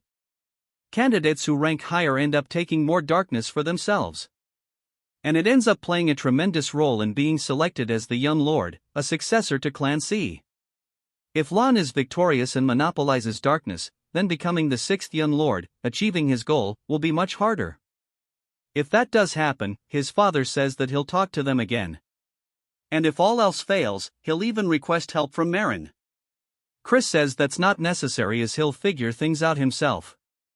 His father says that he knows he's talented and that he has changed, but he can leave the matters to the adults, bro really is just trying to be a good dad. Even Chris can see it and says that he appreciates his feelings, but he tells him that he has his own methods. Bro is cooking up something nefarious. He asks if any children of Count Taraman's house will be participating. His father says yes and that his 3rd son will be there. And that scoundrel sided with Lone, saying that he had no right to participate in the Dark Rite and he's merely a trickster who can only control demon beasts. Chris says he's surprisingly a nice father and he tells him to calm down as he simply needs to prove himself to them and that the Traman should be hosting a black pill hunt soon and he'll participate as a herder. It then jumps to what I assume is the main estate of the house. We hear Marion saying that she has personally checked on Christian as per the clan head's orders. He asks how he was and she says that he was incomparable to the others. The elder says that he finds that hard to believe, and the child he remembers was a brat who thought himself to be a genius when he was nothing but a false prodigy. She says that he's clearly different from before, and the elder says in that case he asks if she believes that the child could fulfill his long-desired wish. She explains that this wish is why her father has lived on, even refusing death through heaven-defying magic. She tells him that she cannot say, but he might be the closest to what he desires. He laughs, saying that's pretty interesting and he shall keep his eyes on him, and his participation in the upcoming sacred dark rite is unlikely.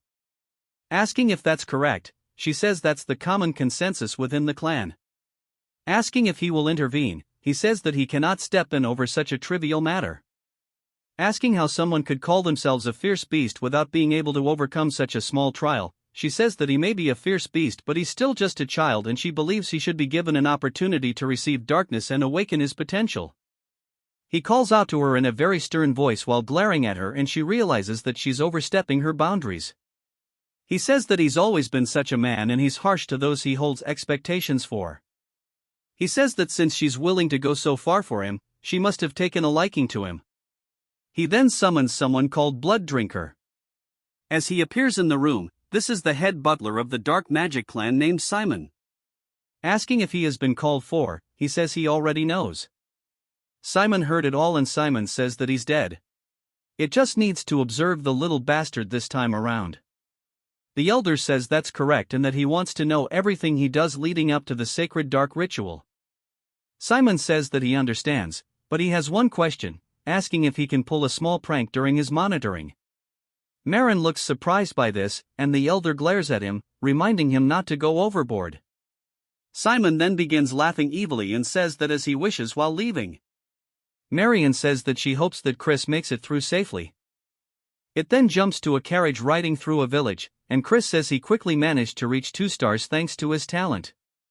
But despite all the training, his stamina and dark energy reserves are nowhere near sufficient, and he can't become a 3-star as he is now. He needs a black pill to accumulate a lot of dark energy in a short period of time. For the Tans, the host of the Black Pill Hunt, to coincidentally start beef with him is a pretty good stroke of luck. The problem is that catching the demon beast off doesn't automatically guarantee a black pill. As the carriage comes to a stop, he explains that there is a special condition that needs to be fulfilled. We then see Lardos running up to the carriage, asking Chris what brings him here. Chris asks how he's been, saying surely he hasn't come empty-handed. He says of course not, and that he would never greet the young master without a gift. Chris slaps it out of his hands, causing it to fall to the floor, and Lardos looks confused. Chris says that he doesn't seem to know his place, and he heard that he's partaking in all sorts of illegal activities. After all, we even get a funny image of him bullying him. Chris says that he'll let it slide this once, so he should cut any activities that cross the line. Lardos agrees, and Chris says there's something that he needs to procure an ash pill for him, asking if he can do that. Lardos says that those recently surged in price, and Chris says that he sees how it is and asks Mary if she's ready. She begins laughing, and holy turd, put it away, where's cute Mary at? I feel sorry for Lardos. He immediately gets on his hands and knees, saying he'll get it immediately, and Chris says it's so nice and easy when he cooperates. And then says that while he's at it, he wants a dagger sharp enough to cut armor. Lardos looks confused, and Chris leaves. Poor guy, but he is not a good person, don't forget that. As they're heading back, Mary asks if it's time to go home, and Chris says that there's still one more place he needs to visit. He sees a potion store, telling the coachman to stop here, and he enters. He starts looking around the shop, saying everything that he'll take, and Mary asks what he's doing all this for. Chris says that he has a use for it, but she asks what use he has for an aphrodisiac. And she starts getting the wrong idea, they're kind of staring at him, and Chris starts to sweat nervously. Then she starts to think that maybe it's time for the both of them, but he tells her it isn't, and she says that she understands.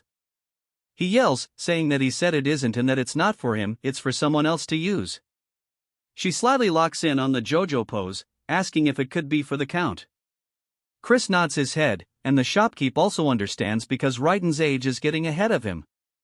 Chris tells the shopkeep that for the Count's honor, he must absolutely keep this a secret, and he says that he'll be careful. It then jumps to a little bit later, and we see Thurn greeting Chris. Chris says to repeat his title and starts talking to him, and he hits the whole thing. He says that he heard the black pill hunt is dangerous, so he should avoid getting hurt. Chris asks if he's worrying about him, and he says that he's just worried they won't have a proper duel. And of course, bro just hella embarrassed. The Count says that he should make sure to flatten those House Tyramin bastards' noses. Chris says of course, and he shall bring back some refreshing news. Their father starts asking Thurn what the King Emperor thing from before meant, and Thurn gets way too embarrassed, saying that he doesn't need to know. It then jumps to the house of Count Tyramin, and we see a little goblin saying that he's only going to say this once more and that Chris is not allowed entrance into the Count's mansion. The boys start getting his back, saying that they can't believe he's acting this way, asking if he even knows who this person is. The goblin says that the young master also has orders and he has no favor to repay a good-for-nothing bastard. Chris asks if he's trying to tell him that he needs to find his own accommodations. The goblin says that is the case and says so nervously. One of the boys says he's immediately going to go cut that bastard's head off, but Chris gets him to stop, asking about the payment for the accommodations. Then the goblin gets scared, saying that he can bill it to Count Tyramin. Chris asks if that's really the case as we see a fancy-ass courtyard, a fancy-ass house. Bro actually gone out of his way to rent a mansion. The workers ask how much this cost, debating that it's probably at least 100,000 rupees. Chris says it's not often they can spend someone else's money as much as they want and that he'll give them 1 hour to organize their luggage and they can go out to drink after there's some movement in one of the luggage. Chris says that he just heard something, only for Mary to pop out saying that this mansion is just super and that it looks perfect to serve him. Chris asks why the hell she's here, and she says that she hid inside his luggage because she promised to be his maid forever. She says that seeing how shy he's acting is adorable and based off his expression, he surely missed her. Someone then yells, calling out to him asking what the hell is up with this bill. We are introduced to Yahello, the third son of Count Tyramin. Chris says that since the protagonist of the Black Pill Hunt told him to go find his own place to sleep, he did. Asking what's wrong, he says that since this honored one can't stay in a mere hotel, he just purchased a passable mansion. It can't be that he's squabbling like this because of mere money. Considering he's a pathetic person who doesn't know how to treat guests, he thought it was a pretty cheap price for teaching him manners. A lawyer starts to get pissed and squeezes the paper while releasing some kind of spell that summons a panther. He asks Chris if he wants to die. Chris says that this must be the Count's subjugation arts. Unlike the Alliance's taming subjugation arts, these are dark magic that binds and controls the demon beast through fear. There are formulas secretly mixed and that paralyze the demon beast's reasoning and cause delusions of fear and excitement. However, it's a bit more complex than he thought, so it'll be a stretch to learn it all in a short period of time. But for now, he wants to beat the living hell out of it. Chris then tells Mary that in order to eliminate that scary kitty, he definitely thinks he'll need a weapon. She laughs, opening up their little storage. He pulls it out, telling Alrose to go ahead and come at him. Alrose yells, saying that he doesn't want him to order around. As the beast starts running directly toward him, it opens its mouth. Leaping, Chris raises his stick, blocking the attack. As it starts to bite into it, it actually shatters it, breaking it, sending Chris backwards onto the floor. Chris says that's not too bad, but a 2v1 is practically cheating, and this won't do. If he wins, he'll have to participate as a guard instead of a header, and it needs to be at least this much to make it meet. Asking Alrose what he thinks, Alrose calls him a cocky son of a bird while jumping on the leopard, saying that he's going to make him kneel for this. As it comes in for the second attack, Aloys looks confident as it pounces on the ground, but the leopard looks underneath its hands, wondering where Chris is. Even Alo does as Chris comes up behind, smacking him once and then immediately 3 more times with the stick. Chris asks if it hurts, saying that he better not start crying. Alrose creates some distance, and Chris says that he won't go easy on him, even if he does. Alrose tells him to shut the hell up. Chris starts to release some hella killing intent toward Alrose and the leopard. The leopard immediately feels an intense fear and starts to panic and hides and runs away, leaving Alrose standing there asking what the hell he did to his Choco. Chris says that he only used a mere 2-star illusion spell and it seems that it was too much for his subjugation arts to overcome. Alrose starts to prepare another spell, telling him to shut up once more as one mean asshole-looking horse starts to summon up from under the ground. Chris asks if he understands what kind of person he is. Alrose is confused and Chris eats his weapon forward hell fast, hitting Alrose straight in the forehead, knocking him to the floor as his eyes go white. Chris says that he doesn't bother waiting for transformations or casting and the poor horse is just stuck trying to get out of the ground. It then jumps to Chris, gambling as they're asking if he's certain he should be doing this. Chris says there's plenty of time left and he should rest when he can. They tell him he's not exactly resting right now though. Chris asks what's wrong with a good-for-nothing guy like himself doing what he should be doing. Asking Mary if she agrees, she says of course and just seems so happy and says that as long as he doesn't drink alcohol, poor Chris wants actual alcohol, but she won't give him any. But it's not like he can say no. The goblin from earlier asks why Yahello wants them to keep an eye on such a bastard. Chris says they should come join him at the table. He's sure their master won't wake up until tomorrow since he beat him to a pulp and he'll keep it a secret. Asking what they think about it, they tell him to mind his own business and he tells them to have fun watching them as they continue going all the way until nightfall. We see the goblin and the hyena dude staring down at Chris, saying that he's sure he's a good-for-nothing and it's pointless to keep watching him for any longer. As they start to leave, he opens his eyes and notices they're gone. Now, then sits up. He then looks out the window and says it's late and he should get moving. He marries the goat. He tells her that he needs to go somewhere real quick, telling her not to follow. She starts to seem suspicious, saying that she knows there's an aphrodisiac in his pouch and that she knew it wasn't for the count but for him to use. She says that she's already sad being unable to attend him in bed, but she will cheer for his nighttime activities. He says that she sure loves running her mouth at the Kitten Mountains. Chris says that this is the secret land of the Count, and the energy of demon beasts is very dense here, just as his reputation suggests, and he should be reaching the hunting ground soon. He finds it, saying there it is, but he only sees 2 guards. Saying this is pretty relaxed, and it's a good thing he learned the invisibility spell from Mary. She asks what he plans to do with invisibility magic, and he asks why she's always making things harf. As Chris starts to walk past them with complete ease, making his way deeper and deeper into the hunting grounds, he spots an altar. Saying that this is where they will hold the finale of the Black Pill hunt, and it's just as eerie as they say. We see that fox-like girl from before, saying that the way to obtain a black pill is to make a kage offer its life to him. In other words, he must make it so terrified that it would rather die instead. Just as opposites are connected, intense fear and radiant joy are on the same spectrum in that short moment, the useless ash pill is reborn as the black pill. That's why the house of Count Tyramin, which specializes in dominating demon beasts through fear, is the one leading the black pill hunt. Chris says that he sees, and we learn that that girl's name is Lena, and he says that just as she mentioned before, he was planning to steal their ultimate technique and let the cage off run wild after giving it the aphrodisiac mixed with various stuff and monopolize the black pill for himself. But there is not enough time to steal their technique and learn it, so he has to go and do a different method. He starts to sense some kind of magic spell and turns, wondering if he was spotted, only to tell where it came from, and he realizes that he has to go check it out. As he makes his way deeper into the forest, he comes across a cave and puts on his hood before he enters. And as he does, an ominous red aura brushes past him, and he says that it has such intense malice, and he can tell at a glance that this is a top-ranked barrier of dark magic. He wonders if this is what he thinks it is, and that it might be a crevice of Gehenna, the world of demons, and he can't believe there was such a crevice linking it with the human world right here. Then he wonders what would happen if he lured the cage off over here, and he even has something to do it with. And he smiles, saying that he will wait for the hunt. As we see a bat watching him from the ceiling, Chris takes leave. It spreads its wings and reveals itself to be Simon, who says that he didn't expect the little bastard to be so interesting. Not only did he pummel he even made his observers let their guard down by acting like a fool. He secretly entered a forbidden area, scheming something, and it makes him want to play an even more terrible prank on him.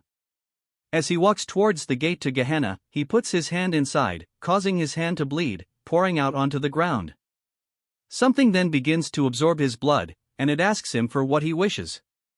Simon is about to summon a demon. The next day, as it's now time for the hunt, somebody stabs a flag into the ground, and it's none other than Alrose and his group. Chris is there as well, saying surely he thinks he's acting too cool for someone that just got his ass whooped. Alros tells him to shut up, saying that he's the poser, asking why he brought the holy sword when he can't even use it. Chris tells him that it's more effective than a club, asking if he wants a taste. Alros changes the conversation, telling everybody to go lure the monster off to the altar, and those assigned to guard duty will follow him and they'll stand right by it.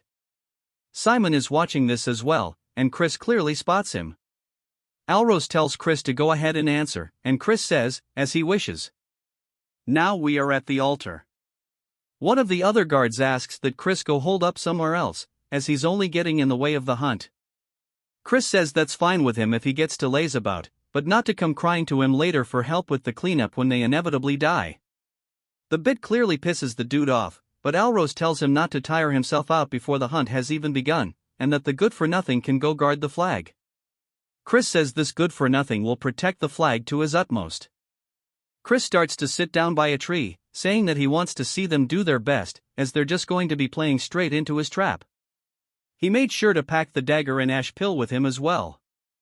While they start looking around for the sound, Chris can tell that it's coming, and we are finally introduced to the Cageoff, which is a rank 4 magic demon beast. He wonders why the hell it looks so derpy, since it looks oddly cute. The rest ask Alros if he's ready, telling him it's time. His animal buddy also tells him to begin the subjugation art. Alros stretches out his hand, starting to cast it, as the Cageoff continues hitting the ground with its beak. The others are casting some kind of slowing spell on it, as Alros slowly approaches it with the subjugation arts. Something inside of the Cageoff's eyes changes, causing it to let out a screech. It turns its face towards Alros. He looks scared and raises his hand only to get the absolute piss smacked out of him, causing him to fall into the floor. Everybody else also can see the poison coming from its little feather tentacle things, and they start to do a defensive formation around Alloy. But Chris says that it will not work and it's out of control because of the aphrodisiac he gave it.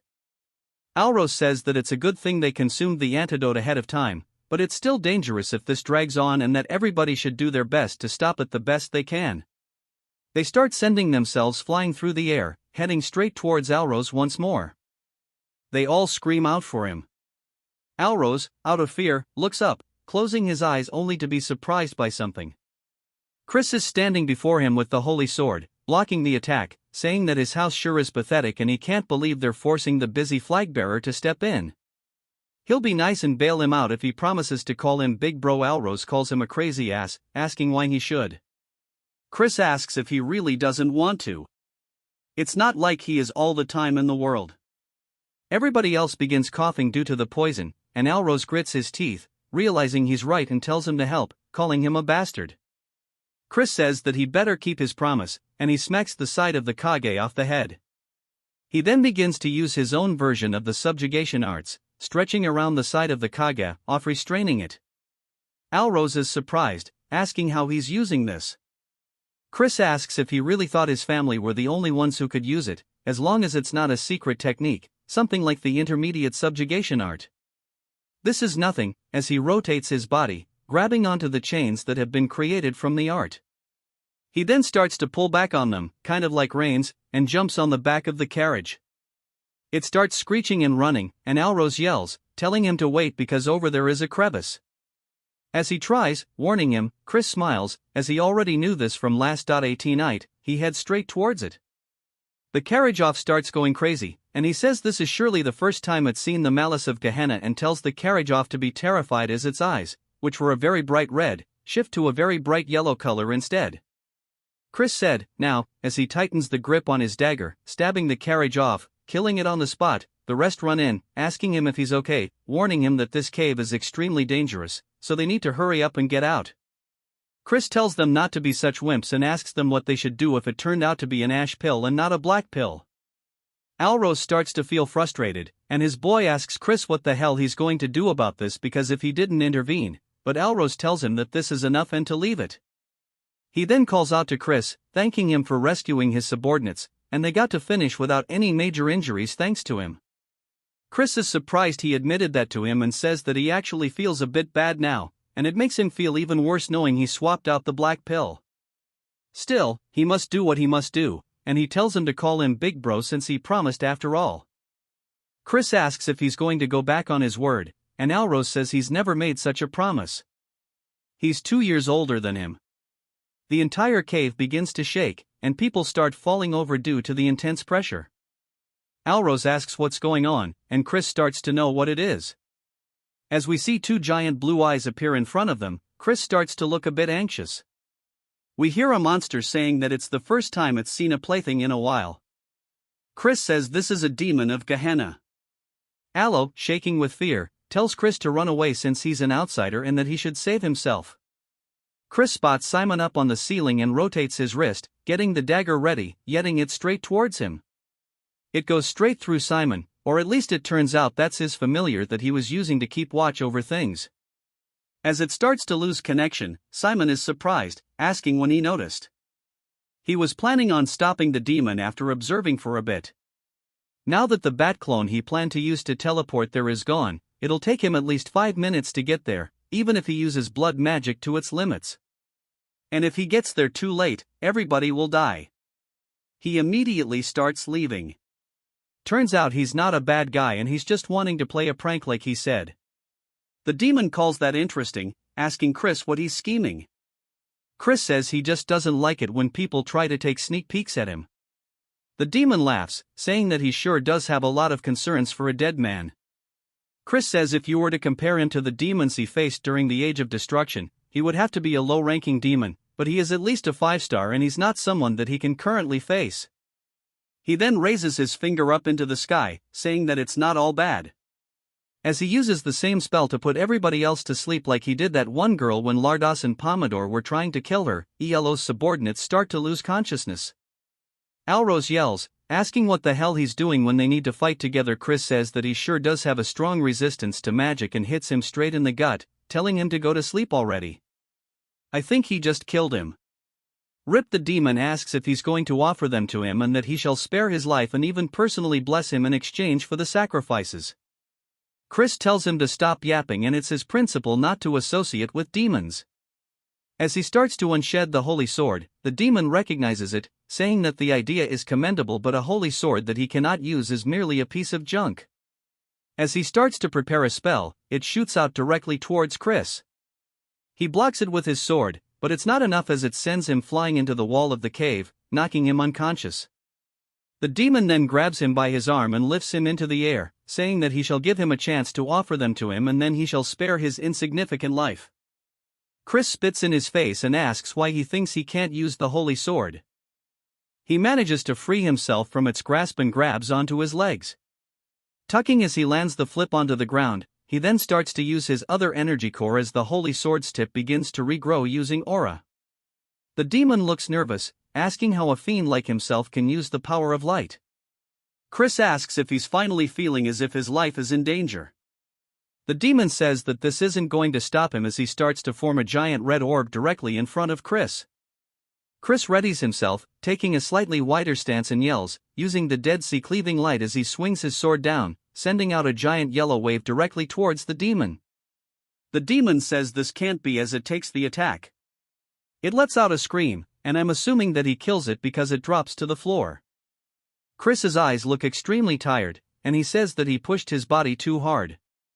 As his vision grows more narrow with every passing second, he starts to fall over onto the ground, and they begin to lose focus. We then see his past life, and Evan is asking him if he really replicated his ability. Chris says that it was sort of like this, and Evan says that he sure is something and that the Dead Sea cleaving light literally signifies the single flash of light that divides the Dead Sea. But it's ironic. Despite using the sword technique, he failed to become the light of the Mir clan, but Chris surely will become the light who will save the world. As we see a blue finger touch a puddle, we see Chris still on the verge of death, and the woman says that this is interesting. She says that her name is Mefina, the first seat of Gehenna, 7th realm. Chris closes his eyes as Meph says that she looks forward to his actions in the future. It then jumps to the manor of Count Timon. Chris says that his head hurts and he can't believe that he's been lying here for 2 whole days. It's been a complete waste of time, but his body still seems fine. He starts looking around for the black puddle, spotting it beside him saying this is great. He mentions the Mefina thing, saying that it was unwanted attention. Occasionally, fiends who stand out early on receive a demon's blessing and can be nurtured quickly, but he doesn't care since it's something bad guys receive. But a seventh world demon wouldn't even be that high level to begin with. Some giant lion-like dude enters the room asking Chris how his body is, and we are introduced to the patriarch of House Tyramin. The Count Chris greets him and goes to get up to bow, but the Count tells him that he should just rest. Chris wonders what's going on, and he says yesterday they organized an investigation squad and checked the cave. It seems that someone had tampered with the magic circle that seals the entrance to Gehenna. Fortunately, it seems the demon kin was reverse summoned in the meantime, but no matter how much of a fleeting moment it was more than enough time for everyone to lose their lives. Chris wonders if they really believe it was a reverse summon, but it doesn't make sense since it would be difficult for them to even consider that he killed it since he doesn't need to think of an excuse. That's a plus. The Count says that he would like to start with an apology. He's sorry for treating him so poorly using only the rumors of him being a good-for-nothing. He then bows, thanking him, saying that he is a benefactor of House Tyramin and he is grateful for him. Chris tells him not at all, and as a member of the Dark Magic clan, he just did what he needed to do as they are family after all. While it does hurt his conscience, he decides to muddy the water a little bit, but it seems like that resonates with the Count. He says that's right, and if there is something he can help with, then he should let him know as long as it isn't something impossible. He will make sure it will happen. Chris thinks about it, saying in that case, he hopes that House Tyramin will shake off the old grudge against House Khazar instead of the enemy-like relationship they have now where they keep bearing their fan.as they each other. He wishes that they would have a friendly but competitive relationship where they can plan for proper advancements together, something that matches the fact that they are bloodline. Ken then goes to say something, but Chris says that he's sure he also knows the reason why their two houses are feuding is because of the behind-the-scenes work of the main clan. Since if the branch families work together from the main clan's perspective, they may feel threatened, it's a scheme to keep them as mere dogs who guard the house. The Count asks if he's planning a revolt against the main clan, and Chris says that he has no such thoughts. The Count can't believe that he would think so far ahead, and Chris thanks him for the praise, asking if he'll accept his request. The Count sighs, saying that for the first time in a while he should contact Count Khazar, but before he finishes his sentence, he calls him by his name instead. Chris smiles, saying that's right, and if he just unites their forces like this one at a time, they can establish a much firmer front during the Age of Destruction. The Count then gets back to asking him what he's waiting for, saying that his son had something he wanted to say. Alros tells him to take this, and we see him embarrassed as he holds out the ash pill. He says when he came inside the cave, it was on the floor, and since he showed no signs of waking up, he made sure to take care of it. Chris says if it happens to be that he is so grateful that he wants to give him more things, he can do that too. Alros starts barking at him, and the Count laughs, saying that he shall give him a gift instead. It's a summoning stone that can store up to a rank 4 demon beast. Chris says this is a really rare item. The Count says that he'll also make a report so that he can participate in the Sacred Dark Hour and wishes him good results. Chris thanks him for both the gift and his encouragement. The Count then tells him to rest up as he and Alros leave. Chris smiles and tells somebody to come out. Behind the curtain, we see a red aura, and Simon says as expected, it wasn't a coincidence that he had discovered him. To think that he could see through stealth that even the Count could not. Chris said that he could smell the scent of blood. Simon introduces himself as the head butler of the Dark Magic clan. Chris wonders if this means that he is the Elder Head's henchman. Chris then wonders where he's heard the name Simon before and says that this is the master of the Blood Shadow Mages. He explains that the Blood Shadow Mages don't differentiate between the Magic Empire and the Dominion of Light. They are a psychotic organization who reveled in indiscriminate slaughter and terrorism. The leader was a fiend who reached the heights of 8 stars, and during the endgame of the Age of Destruction, he reached 9 stars and became the 10th Demon King. He can't even count how many times they almost died because of that leader. And not to mention, Simon is the blood and flesh of the Demon King of Carnage. Simon said that he never thought that the young master would be this amazing. Not only that, but to think that he could even eliminate a demon. Chris says that he's certain that he took care of it alone, asking if he might have seen the Dead Sea cleaving light. Simon says that he can tell he's playing dumb. After having gone to the cave, even the demonkin's corpse was completely annihilated, leaving no trace. And that it was not a reverse summoning, for it to be completely vaporized inside the cave. He's impressed by his skills, and he wants him to explain how he did it, as he should understand what he's saying since it will all be reported to the Elder Clan head. Chris asks why he should reveal his trump card. Simon reminds him that this will be reported to the Elder, and Chris says that if he were the Elder Clan head instead of a little nerd who answers every question, he would be like a predator who keeps their claws hidden to the very end. Simon looks surprised, saying that he surely is an interesting person. And Chris asks if he's not going to apologize. Simon asks what for, and Chris says it's normally difficult to differentiate between a reverse summoning and annihilation just using traces. That's why the Count misunderstood it to be reverse summoning. However, there must be a reason he believes it to be the opposite, and it's simple once he thinks about it, and that is because he was the summoner himself. And a demonkin summoning case where a member of the clan almost died would sure be some crazy news and might even be overheard by the Elder Clan head. Simon says that he will take responsibility, and Chris decides to keep it a secret. Instead, he should remember this, and that he owes him a big favor. Simon looks surprised, asking if this is a deal, and Chris says that it would be great if that's how he decided to understand it. Simon says that this is understood and he won't forget this mercy that he's shown him, and it was great meeting him today.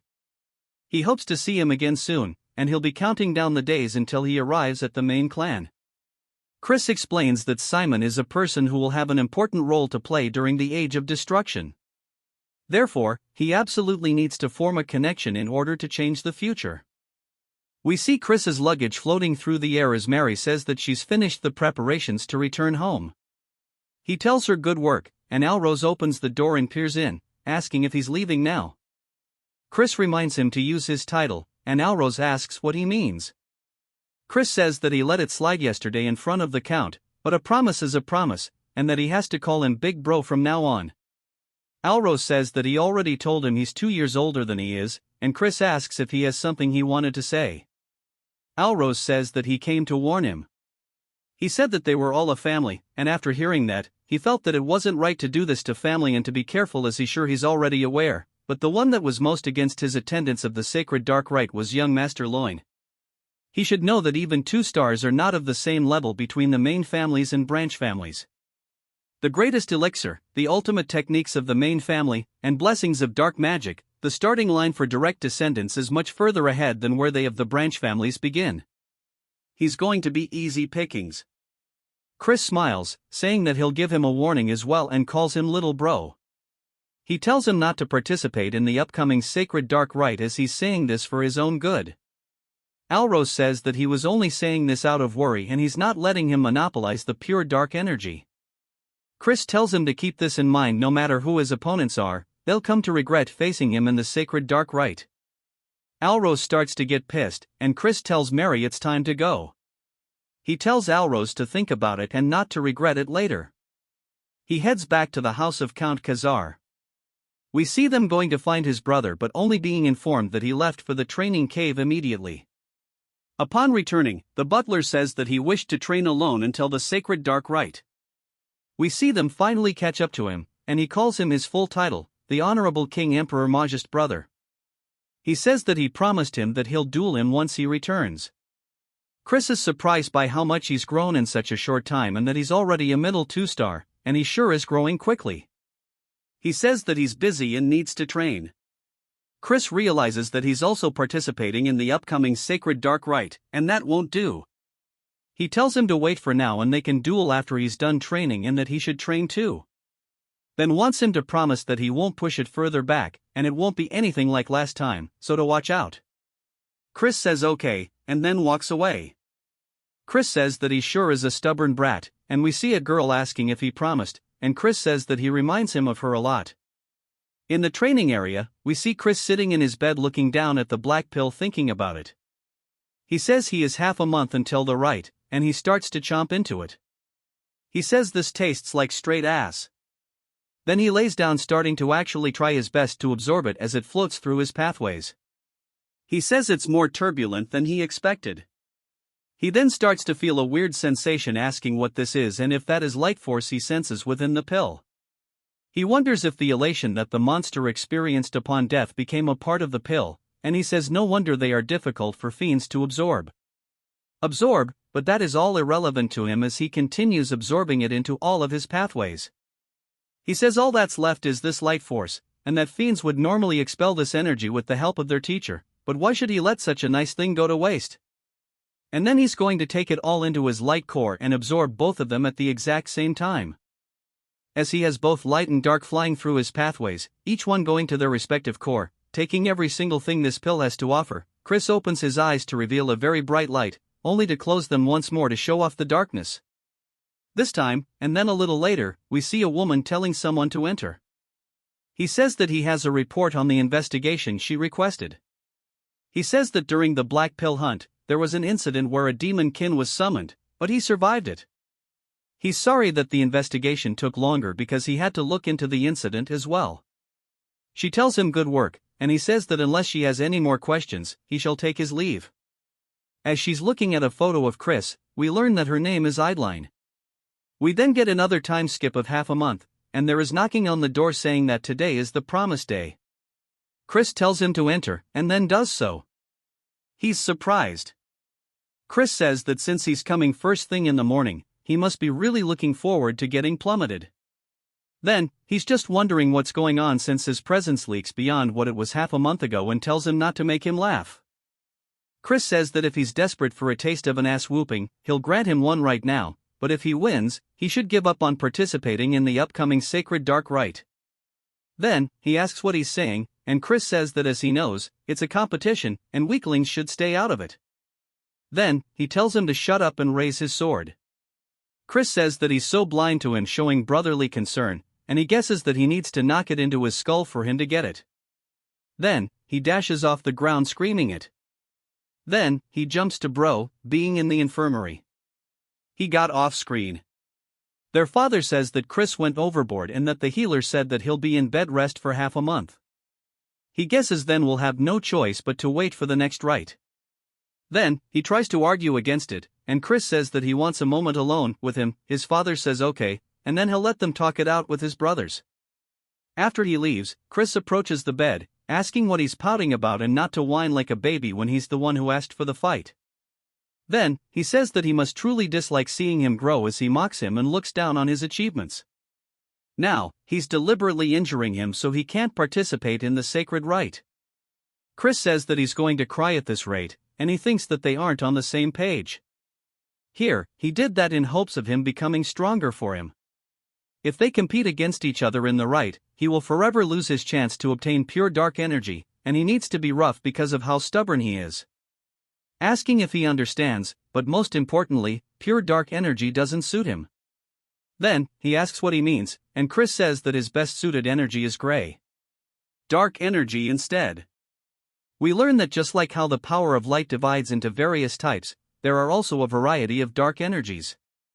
Pure dark energy is the highest attribute of all dark energies. Right below it is a gray dark energy, a type suited for curse magic. He says surely he's found it easier to master curse magic than swordsmanship. Then, he asks how he knows this, and Chris says that he can't tell him that he learned the future and that he should come up with a decent excuse, saying that he can tell that much while sparring with him. Chris tells him that if he takes in pure dark energy before he masters great dark energy, it can cause problems when he tries to learn it later. Of course, it won't be impossible since pure dark energy is the higher attribute, but he'll be impeded by its unique properties, and it will only slow him down. He wants to become as strong as possible as soon as possible, and he wants him to think these things over before participating in the ritual. This is his sincere advice to him as an older brother rooting for his younger brother's growth. Then, looks super touched, and then Chris gives him a gift. He sees it and recognizes it as an ash pill. Asking why he's giving him such a valuable item, Chris says that's because he's his little brother. Asking what other reasons he needs, he already ate something better anyway. Then, even starts to tear up and damn, this is just way too wholesome. He says, if he was capable of changing like this, he wonders why he acted like a turd. Even when their mother was on her deathbed, and if he knows how much heartache their mother suffered through because of him. Chris stares at him and sits down beside him, saying that he didn't understand it back then. It then jumps to later as the carriages come to a stop. Chris exits, saying that he needs a good stretch, asking how far they traveled since his whole body aches. He asks if it would hurt for them to open the warp gate, and he can't believe they're being this petty. This is going to change once he becomes the clan head. Mary then flies in, saying that she can't believe they're going on a date with just the two of them. Also, that this is making her heart go crazy. He says that she doesn't even have a heart, and he explains that because the main family limited him to bring in one companion, he can only come with Mary since she's attached to him due to their pact. He sees other people talking about him, and Mary says that he is already famous. We then hear Simon calling him the young master, and everybody else is surprised as they recognize him and they ask what the head butler is doing the greeting. The good-for-nothing Simon says that it's only been half a month, but he's managed to grow so much more. Chris asks if the elder clan head, Aide, has nothing better to do with his time. Simon says nonsense as he is here on his orders specifically, and that the elder clan head would like to meet him personally. Simon says that he doesn't even seem surprised, asking if he was expecting this. Chris says that no, he actually was surprised, but Simon says that's not what he saw. It then jumps to the clan head's room, and Simon says that he's brought him the clan head. The clan head says good and tells Chris that it's been a while. As we see Marion with him too, Chris starts to feel a very powerful gaze, saying that this presence is dominating and he can barely stand from the pressure alone. And for him to exude such dark energy despite knowing that someone of his level can't withstand it is pretty crazy. His hands start shaking, and he lowers his head, greeting the Duke. The Duke asks if he was not surprised by the sudden meeting with him, and Chris says that he expected him to call him the Duke. The Duke asks why, and Chris says that it's because a new star has appeared in the clan. The Duke laughs, saying that's correct. Neither Marion nor Simon could hold back their compliments, and yet he can't quite tell if he should have any expectations. Chris doesn't reply yet as the Duke continues, saying that no matter how great of a seed he may be, only time will tell how he will grow in the future. He could be a sapling that withers away. As soon as he sprouts above ground and Chris says that he is correct, he is still too lacking to match his expectations. The Duke asks if he's saying he won't be able to in the future, and Chris says that only time will tell if a sapling will surpass expectations and grow into a great tree, or perhaps it will even grow into an abnormality that even casts a shadow upon a great tree. At the very least, he knows he will not disappoint him. The Duke laughs once more and says that he shall have high hopes from him, and he is now excused.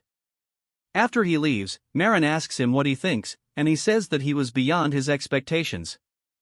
However, because he holds such great talent, his fate will be much more turbulent, and that she knows as well that the bloody winds blowing towards the magic empire will soon be coming their way, but that's not terrible news because a small hope has actually sprouted today.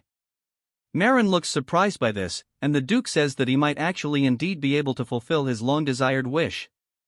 It is now the eve of the sacred darkness, and they start announcing the arrival of Count Khazar's eldest son, which is none other than Chris.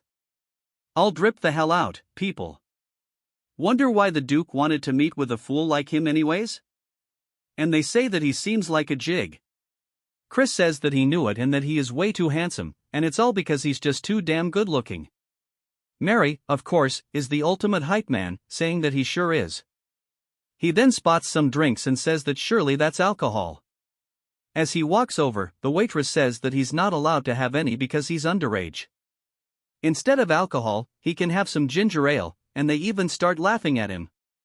Chris can't believe that these people are so damn lame, and he doesn't want ginger ale. He wants alcohol. They then continue to announce the arrival of the young lords and young ladies. As the doors slowly open, we see them all walking out into the room. We are formally introduced to Eskid, who was the second young lord, which we know of, Julienne, who was the first young lady who has also been mentioned, and now the ones who haven't, such as Jian, the second young lady, and Misak, the third young lord. As they all start to walk forward, we see there are only 4 of them rather than all 5. Chris says that the first young lord seems to not be in attendance, and he wonders what Eskid will say to him since he's the victim of his little game. The one that solidified his reputation, Eskid, completely walks by not saying a single word, much to his surprise. Chris is just annoyed that he won't look him in the eyes after everything he's done. He guesses that he is no better than him. Julienne, though, raises her skirt, giving him a slight greeting, which also catches him off guard. But he recognizes her as Julianne and how his aunt told him to be careful of her. But he didn't sense anything in particular out of order. Chris says that he'll figure it out later. This is enough recon for today, and it's time for him to get back and prepare for the right butler. Then, a butler then appears behind him, clearing his throat, saying that his name is Flower and he is a summoner working for a young master loin. Chris asks why that matters, and he says that he heard that someone who was unworthy will be participating in tomorrow's sacred dark rite, and he is worried that an underqualified participant might cause an accident, sullying the name of the Great Dark Clan. Chris asks if he is seriously trying to say that he's talking about him, and Flower says that he just simply has to prove that he is not. Chris then looks up towards the upper floors, and he sees Loin glaring down at him. Chris says that if he doesn't like him, he should step up himself and that they can have their little heart-to-heart during the rite.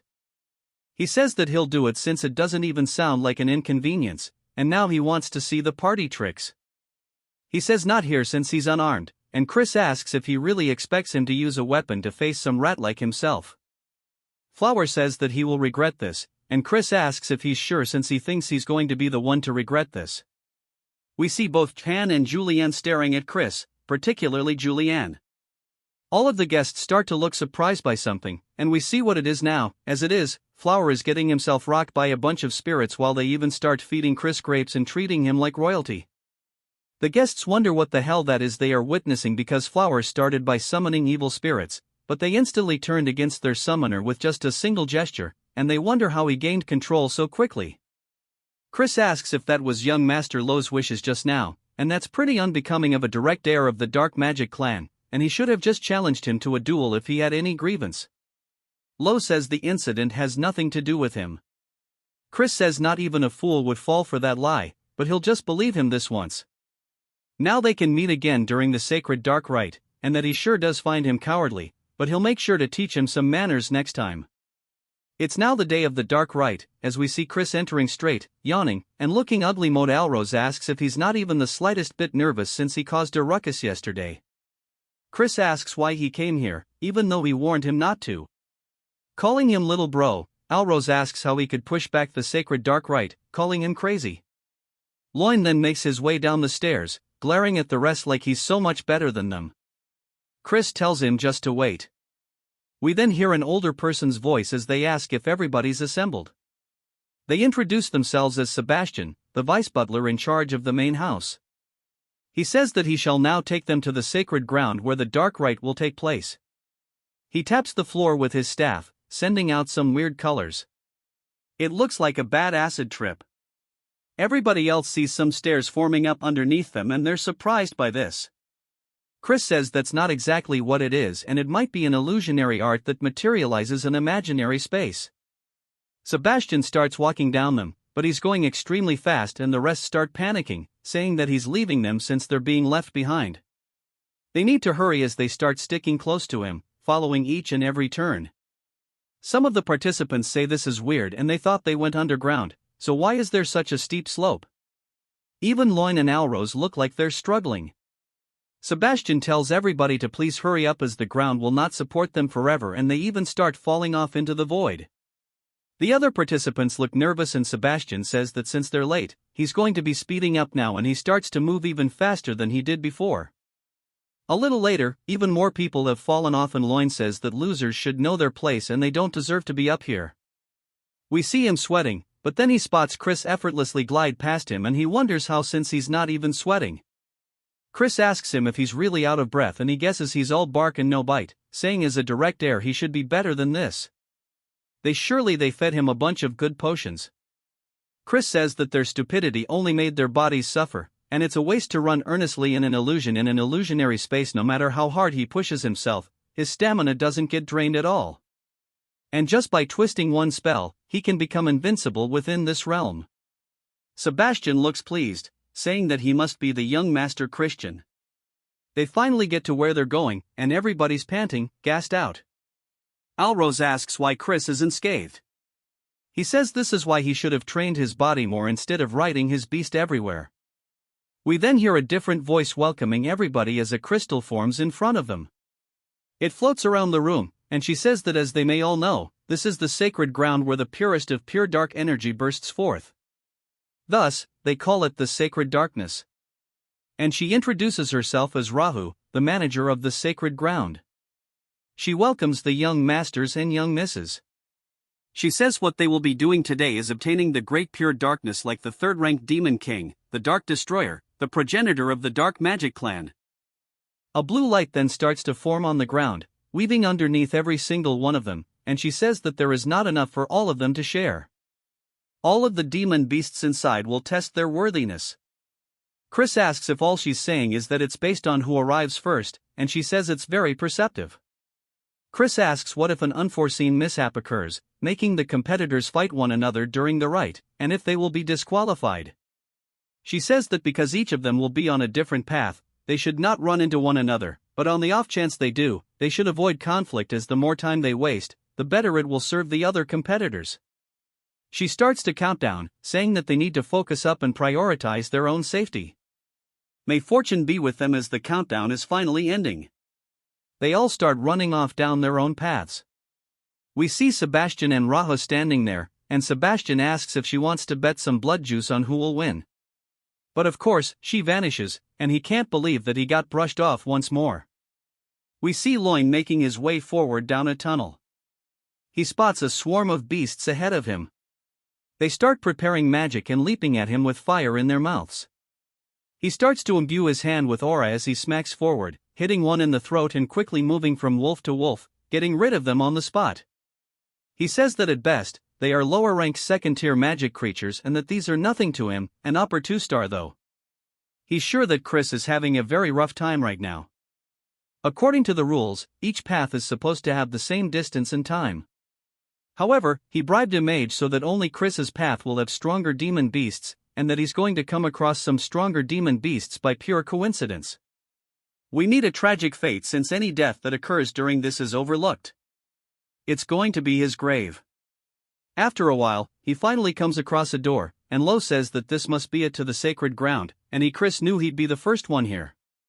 Chris asks what took him so long, as he thought he was going to die of boredom from all the waiting. Lo asks how he got here so fast, and Chris says there wasn't much to it. Loy says that's not possible, as his path should have had much stronger monsters. Then he closes his mouth, realizing what he was saying. Chris smiles, saying no wonder he thought they were at a higher level than they should be, so it was all his doing. Lo asks who he is to throw allegations like this. Chris says that it's only going to be the two of them for a bit, asking if there's any need for formalities. Lo calls him an arrogant turd, saying it's taboo for competitors to clash during the right time, but he's going to crush him here and now.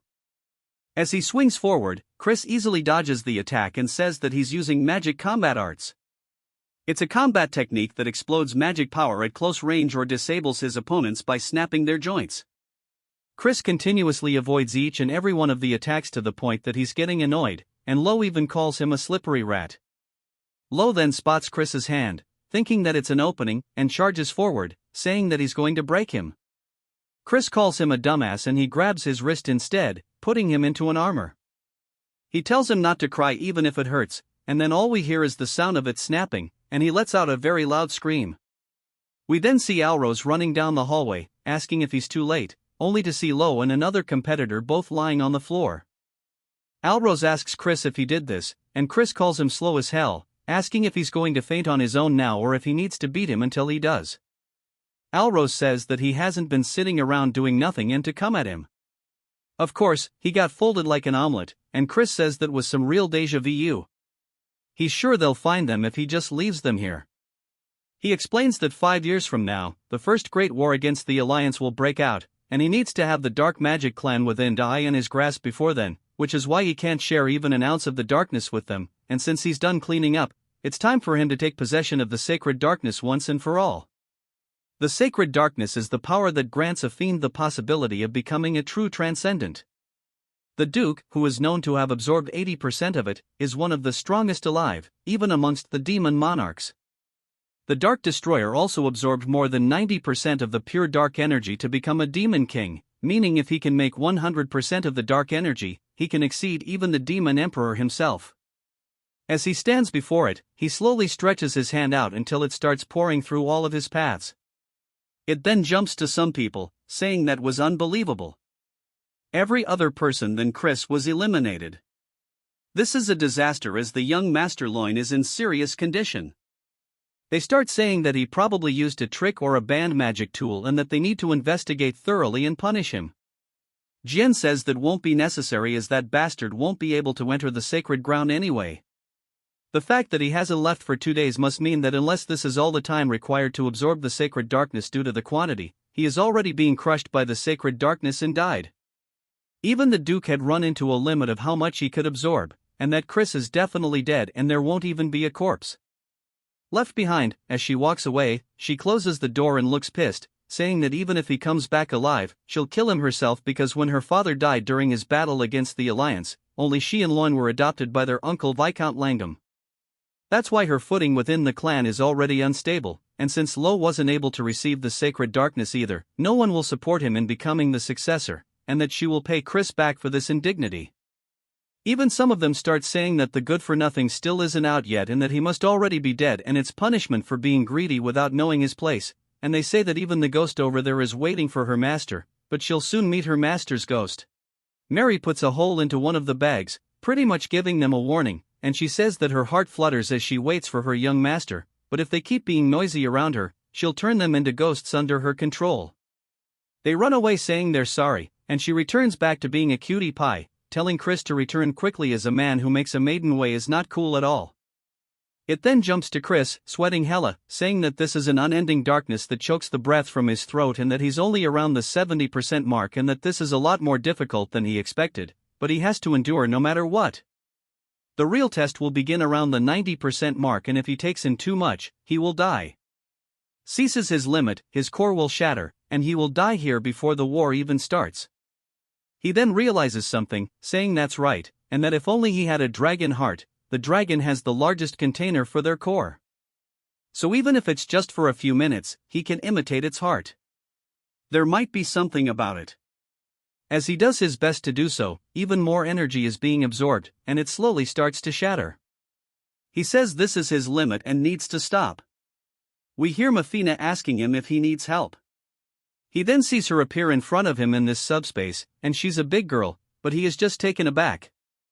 He asks how a demon is in this space, and she says that the power of demons is to communicate within darkness, and this poses no difficulty to her. And that it is possible for her to help him in this instance without any conditions. He asks why, and she laughs, saying that it's just a fleeting whim and to take her hand as it will let him take in all of the sacred darkness. It then jumps to 1 week later, as the Duke is setting down his cup. He says that he would be hard-pressed to say that Chris is still alive when there has been no news at all. Marin seems confused, asking why he would be so greedy to this point. Simon says that Count Langham also agrees with him, and he wishes to close the pathway leading to the sacred ground. Soon, the Duke thinks about it and asks Simon if he will give the command. The Duke says that he is just trying to test this old man, and he asks Simon if he thinks that Reckless Child is still alive. Simon says the odds are close to 0 but that he is pretty interesting, so he doesn't actually know. The Duke thinks about it a little longer, saying 1 day and that they'll keep it open for legit just 1 more day. Marin sighs out of relief, and Simon says that he'll go spread the word. Chris's course gets overflowed by the pure dark energy, as a result his heart is paining and can explode anytime. This mommy demon tells him to grab her hand before it's too late. Instead of taking her help he stubbornly refuses. Hearing this she tells him he is extremely foolish, telling him that he should know that there is a limit beyond which humans are not permitted. Hearing this our Chad gets pissed, telling him that it seems like he is forgetting something. Since they are currently in a world full of concepts. What our Chad does next shocks her, as our Chad starts glowing like his hair turns grey and his eyes turn red. Our Chad has grown red horns and transformed into a demon. What he just did now is demonization, shocking her. Looks fire, to be honest. This technique is the Mystic Clan's ultimate technique. It is a forbidden spell where a mortal temporarily transforms into a demon to bring forth explosive abilities. Although it is powerful, it is lethal to the user. In the past Lena died after casting this spell. It's probably that Fox girl who taught our Chad all info about the demon clans. If he were to remove the parts of the spell that amplify dark energy, he can use this world's dark energy to his advantage and form a bowl to collect the energy without accruing any penalties. As our Chad forms the bowl gathering the energy, and slowly and steadily the dark energy starts accumulating. Since this plan worked with this container, he can collect beyond 90% purity and make all the sacred darkness his. The demon mommy is in disbelief that our Chad formed a black crescent. It's not possible that a mere mortal no different than an insect has shed his body, in order what she said that he has surpassed human limits. As he gets all classy telling her that it's because he is genius. As he exits the space he tells her that she can go on living her but she will take her leave. As he was leaving she tells him that she will see him another time. Hearing this our Chad turns around and right before the portal closes he takes out his middle finger telling her to piss off. She remains quiet for a while, then figure out what he means, and starts laughing. Our Chad gets out cursing her, telling her that he would be crazy to see her again, call her a raucous demon. Our Chad wonders how much time has passed. According to him it must be a week, so the family must be in chaos. He undoes the demonization and says that it's time he should play a prank. After some time a butler barges into the Lord office telling him that Chris has returned. Hearing this everyone in the room is shocked, telling him how it is that he is still alive. The acting head, let's call him Donkey, tell the minion to elaborate what happened. He says that our Chad survived with his life hanging by a thread. As a result he is extremely fatigued. From what the healer said he is sensing pure dark energy, but it's a mess. So it will be difficult for him to utilize the energy forward the energy. One turd curses our Chad, telling him that what can they expect from a turd like our Chad, and there is no way he absorbed more than 80% of the sacred darkness. The energy was wasted because of this, and one fatso tells the Lord that our Chad must take responsibility of this. With a cold face he tells them that he will keep note of this and tells them to leave since the meeting is done for. After they are gone he asks someone if the report is true. He says that he observed our Chad next to a healer and it is clear that a problem had occurred with his core. Hearing this he continues to tap on the table and the old man nervously sees him being quiet.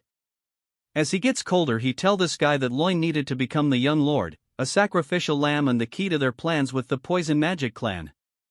This crazy donkey says that their plan of eradication all with something called Jupian has been postponed.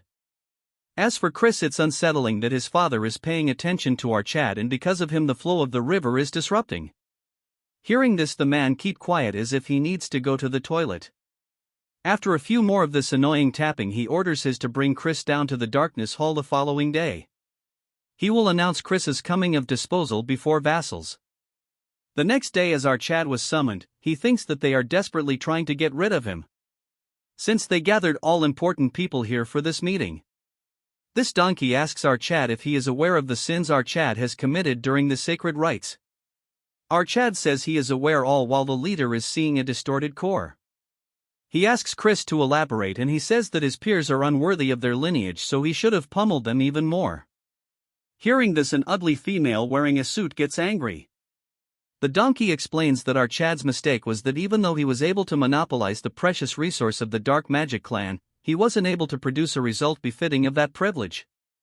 Chris asks him by what measure did he use to exactly come to this conclusion. He says that a purity of 70% is a bare minimum. Our Chad asks him what sort of punishment he would befallen him if it's below 70%. This fish face says that he will not inherit any of the dark magic techniques. Additionally, he will forever be barred from entering the grounds of the main house, and his succession of the house of Count Khazar will be denied as well. Our Chad acts as if he doesn't care, telling him how he is going to measure it, as it seems even he cannot fully measure it. That's when the fake Eskid raises his hand telling our Chad that he's CA help. He says that although Christian's core is in chaos, a dark energy clash should be able to measure his purity. Since he absorbs 70% of the sacred darkness, if our Chad is able to overpower him, then that would mean our Chad has achieved greater. A dark energy clash is a battle purely measure the superiority of one's dark energy against another's. In a battle purely, to measure the superiority of one's dark energy against another's. Given the same amount of dark energy, whoever possesses more pure dark energy would overpower the other in an instant. But when pure energy of similar ranks clash, the one with higher purity would be victorious. According to our Chad, it's the perfect way to destroy his core. He thinks to himself that this guy is more sinister than he had expected. Before they began, our Chad has a condition: if he were to achieve a great enough result, they must support our Chad and allow him to attempt the test of the young lord. Hearing this, a few get shocked, but his third brother agrees, telling them it doesn't matter if one is of direct bloodline or a branch family when aiming for the seat of the young lord. As the other remains quiet, he says that it's the way the magic empire for the strong to lord over the weak. As he gets onto the stage, he tells Chris that during the dark energy clash, if one doesn't have sufficient control over it, it could hurt your core. So to match his rank, he will only use dark energy of only a beginner 2-star level. As they reels their energy, our Chad tells him that he doesn't need to do that and should worry about his precious core. As he releases his energy, the turd says that hearing him speak such word makes him look forward. As they collide, our Chad instantly overpowers his 2-star dark energy. This turd is shocked because his dark energy was nullified without our Chad gathering any strength of his own. He uses the dark energy of an expert 2-star, but the results are the same. Our Chad, seeing this display, says that it's an utter disappointment. He angers him more, telling him that he was acting so high in might yet he is this weak. Because of this taunt, he releases aura. Seeing the reels, the others says that it's a 4-star dark energy. If it hits, it will shatter our Chad's core. A dragon-like energy forms around him. But another dark energy forms from the other side. A huge claw large enough to squash it forms. It's so enormous that in front of it the dragon looks like an ant. As our Chad tells this turd that during an energy clash, if one doesn't have enough control, one could hurt his core, so he should be careful, as the energy damages his core, making him scoff blood. Our Chad takes the energy back, thinking it was not enough and he should have broken his core. Since he is smart, he coincides telling everyone that our Chad has a purity of at least 90%. Hearing this, everyone gets shocked and our Chad turns around telling the Lord that he now has the right to be a young lord. Hearing this, the donkey is shocked, not showing a single reaction on his ugly face. Like always, this ugly turd continues to tap on the table, then tells our Chad that as promised it will be permitted to take the test of the young lord. However, no member of a branch family has taken the test before. As the acting head, he will randomly select a test for our Chad. Chris thinks to himself that what he is saying is that he will give him a test that'll be impossible for our Chad to pass. His qualifications will be assesses at 2 different points. First, he will prove his talents. Next, he will need to achieve a feat befitting of a young lord. Our Chad asks him how he is going to prove his talent, and the turd asks him to reach 3 stars in 3 months. Our Chad remains quiet, telling him if that is all, stating that he is a genius after all, so it won't be that difficult. The man remains quiet, then says that he is looking forwards to seeing what he achieves in 3 months. Later that in a quiet room, the turds sit across each other. As the retard sips tea, he is disappointed on Eskid, and he says that it is all his fault for having underestimating our Chad. Because of this, even his core took a blow, so they must deal with him quickly before he becomes a problem. He tells this junior turd to not worry, since he should be aware why they intentionally go out of their way to not absorb more than 70% of the pure dark energy. The higher the purity of the absorbed dark energy, the more difficult it is to raise the rank of said energy. It is exponentially difficult. In fact, achieving a mere 3-star level will take multiple times longer than others. So he asks this turd what he thinks will be the case when he has absorbed 90%. So no matter how much of a genius he is, he won't be able to overcome that wall. Moving to our Chad, Marie serves him food, telling him that the news of his performance has spread throughout the mansion. She says that he has made her proud and her heart thrums for him. Chris tells him it's embarrassing. Marie says that while waiting for our Chad this time, she has truly realized what her feelings are for him. As she longed for him every day felt like an eternity. Damn, this hits hard. Hearing this, Chris remembers his past memories. The fox girl is worried about our Chad, and the saintess says that with his agility there is no way he would be hurt. She is Rania, as she tells him to give his hand to her. Hearing this, Foxy says that she can directly say she was worried about him. Hearing this, she gets embarrassed, telling that even the hero was worried about Chris.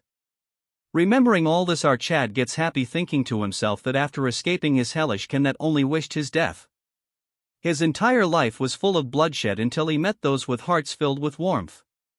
As Marie was preparing her blood juice, Chris says now he can speak words he couldn't, thanking Marie for waiting for him.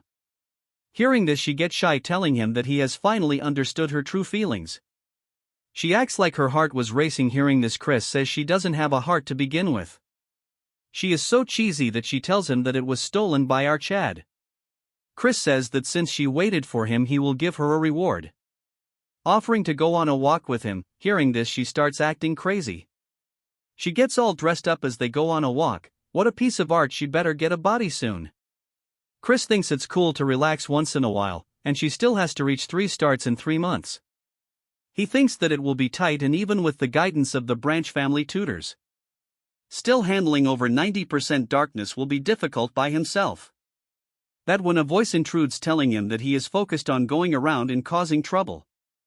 Turning around, it's our Chad's auntie, and he greets her. She asks him if this is the right time for him to be wandering around the garden without a care, asking him if he found a teacher to aid in his training.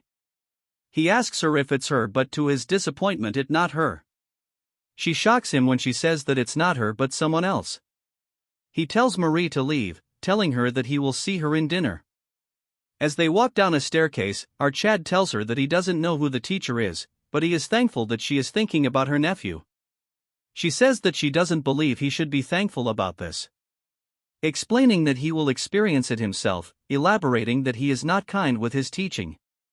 To add fire to this, she says that not even one of her siblings could keep up with his training. She warns him that this opportunity will not come by often, so he should not disappoint him. As they reach the end, Chris gets shocked, asking her if the kid in front is lost. Well, why is 200 or 300 old year cosplaying a kid? This part is also very short since the chapter is very small. Seeing the kid, our Chad pats him on the head and asks him where his parents are. But the look on the face of the kid is more scary than he had thought of. That's when our Chad realizes what he has done. His aunt tells him to show some respect and start with a hello, since this is the incarnation of the clan head. As he observes Chris, he gives him a formal greeting.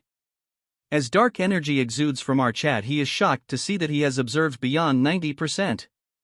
He tells Chris that he has achieved something great. However, he should know that it was a foolish decision, which our boy has no objection against. Role-playing old man says that as the one with 80% of the sacred darkness, he encountered walls that were much higher than others. He shares that even their progenitor never would have been able to reach the stage he reached if not for the grace bestowed by the Demon Emperor. He cannot fathom the walls our Chad will encounter on his journey. As such, he offers to return a portion of our Chad's dark energy into ether. He says that with his talent he can easily handle 80% of the dark energy, and anything beyond that is greed. Before he could finish, our Chad a question to ask him, asking him why the Dark Clan has become so weak. This even alert his auntie until he start blabbering. With a straight face, he says that while they may not be at the level of the Mystic Magic Clan and the Undead Magic Clan, those called the Heaven Above the Heavens, they are still seen as the weakest among the 12 noble clans. The little old man asks him if there is a reason for this. Chris says that the Dark Magic Clan has certainly prospered beyond what success he knew in past generations. This is all thanks to the achievements of the clan head. Yet even so, the other fiends say that the Dark Magic Clan are not what they used to be. He says that there can only be one reason. It's because they lack the quantity of absolute stage individuals above 8-5 tars of power. Hearing this, old kid remains quiet. In the future, when the Demon King of Carnage attacks the Dark Magic Clan, at that time Nordian will have already died, since there is number 8 stars and only a few 7-star fiends will be left within the clan. Them, along with the clan's 10,000 soldiers, will fight against the Demon King. But in the end, they will be defeated and forced to become his slaves. That is how important the absolute stage personnel of B-stars and above are to the clan. And there is no way that the elder clan head isn't worried about this. The old kid agrees, saying that he understands that very well, but is concerned that he will be crushed under the weight of pure dark energy and won't be unable to grow. Chris asks him if he is not curious that with this power of his, will it only stop at strengthening the clan, or will he leap above those trials and become a being of limitless power that will rule over all? The kid laughs, saying that our Chad has a way with his words. He says that he won't regret this decision, as a dark energy forms under his legs. In a matter of seconds he gets engulfed into the pool. Waking up, he sees that he is in a forest. A voice says that his first task is to inherit the pure dark energy. Chris is confused as he tells him to survive. Behind Chris there is a hungry double-headed bear, as Chris notices its presence, telling himself that he is in a lot of danger. Using his sphere, he is observing our Chad. Auntie realizes that it is a trial and asks the clan head that throwing a 2-star child into a 4-star magic den.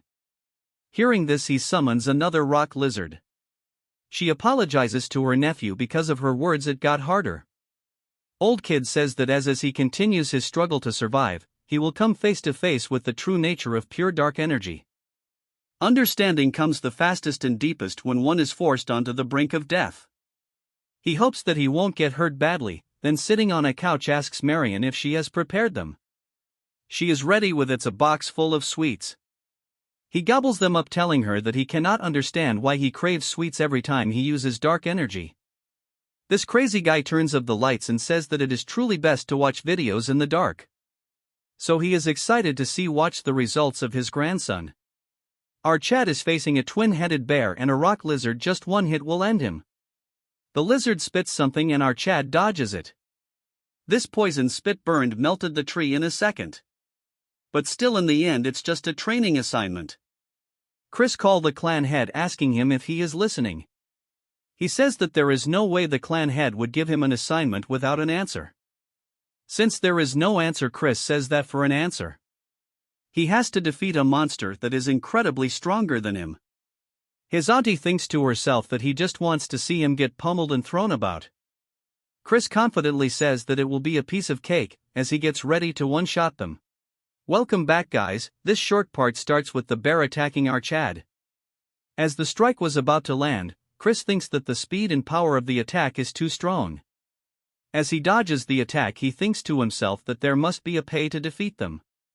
From the orb they are observing our Chad, cosplaying Old Man says that he surely has talent, as he elaborates that Chris's movement is different from the others. But Marion says that no matter what, he is still a child. But they observe that our Chad has already finished the bear, which shocks them completely. Moving to our Chad, he contacts him, asking Chris how he managed to slay it so easily. He explains that this guy has high physical strength and defense, but agility and magic resistance are reduced. Thanks to this, he exploited this gap, and at the right moment he injected dark energy right into its heart. Marion is shocked because the technique he used, but before she could finish, the redhead summons himself and says that he used dark death. Then he tells the kid that it's one of the technique he liked the most. Moving to Chris after he is done with the bear, that when our Chad realizes that he didn't deal with the lizard. But it doesn't give him any time to rest and attacks Chris, but he easily dodges the attack. But since it has 2 heads, the other one spits poison which he barely dodges. This lizard has 3 hearts, until he destroys all 3 of them at the same time. It will continue to regenerate, so he has to try a different approach. Using the dark energy as rope, he entangles the lizard with it, completely binding its movement. As he uses extreme force, the entire monster gets destroyed as all 3 cores get shattered under the force. Crazy Redhead says that what our Chad used was an applied version of dark destruction. Cosplaying Old Man says that he cannot see properly, so he should move aside. As he continues to get crazy, he asks Marion if she is the one who taught him this, but she instantly denies, telling him that she has no idea. He says that it's not something one can learn, but Redhead says that then there will be no need to learn dark magic, as for the clan leader he remains quiet. Since our Chad is done dealing with them, he gets transported back to reality. And with a fox-like smile he says that he had to think a lot, but it was a great lesson, giving credits to the leader.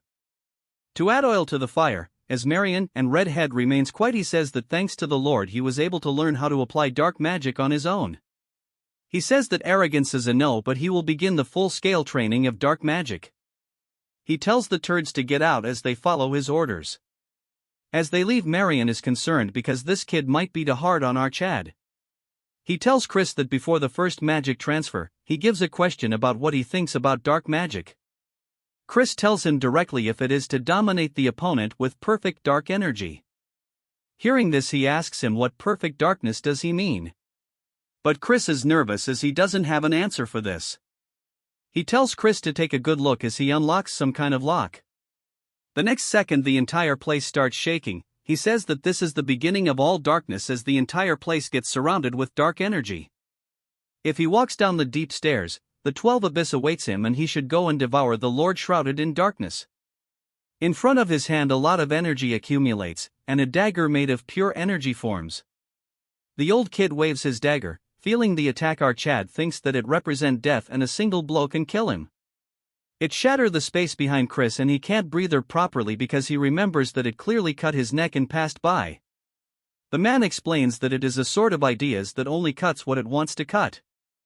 As the sword disappears he gets ready to leave, saying that he will give our Chad a month.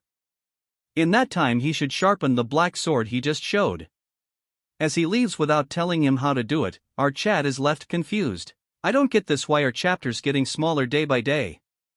First thing in the morning Chris runs around the training area, then proceeds to do one-hand push-ups. Because of this intense training he is all sweaty as he takes off his shirt. His back has defined a lot. But it was all a dream since he has a long way to go, as he's still a skinny Barbie. Then he sits into a meditation pose, telling himself that he should go back to training. A pure dark energy form around his hands, it takes shapes into a dagger but it fails miserably. He is not quite satisfied since he has forgot count of how many times he has failed. Even when he manages to summon it, the most it lasts is 10 seconds. Moreover, it is nothing compared to the family head's black sword. That one was far more powerful and primal in darkness. He had said the following: climb the deep stairs and the 12 abysses will await you. Crow seeking wisdom accept it and praise it.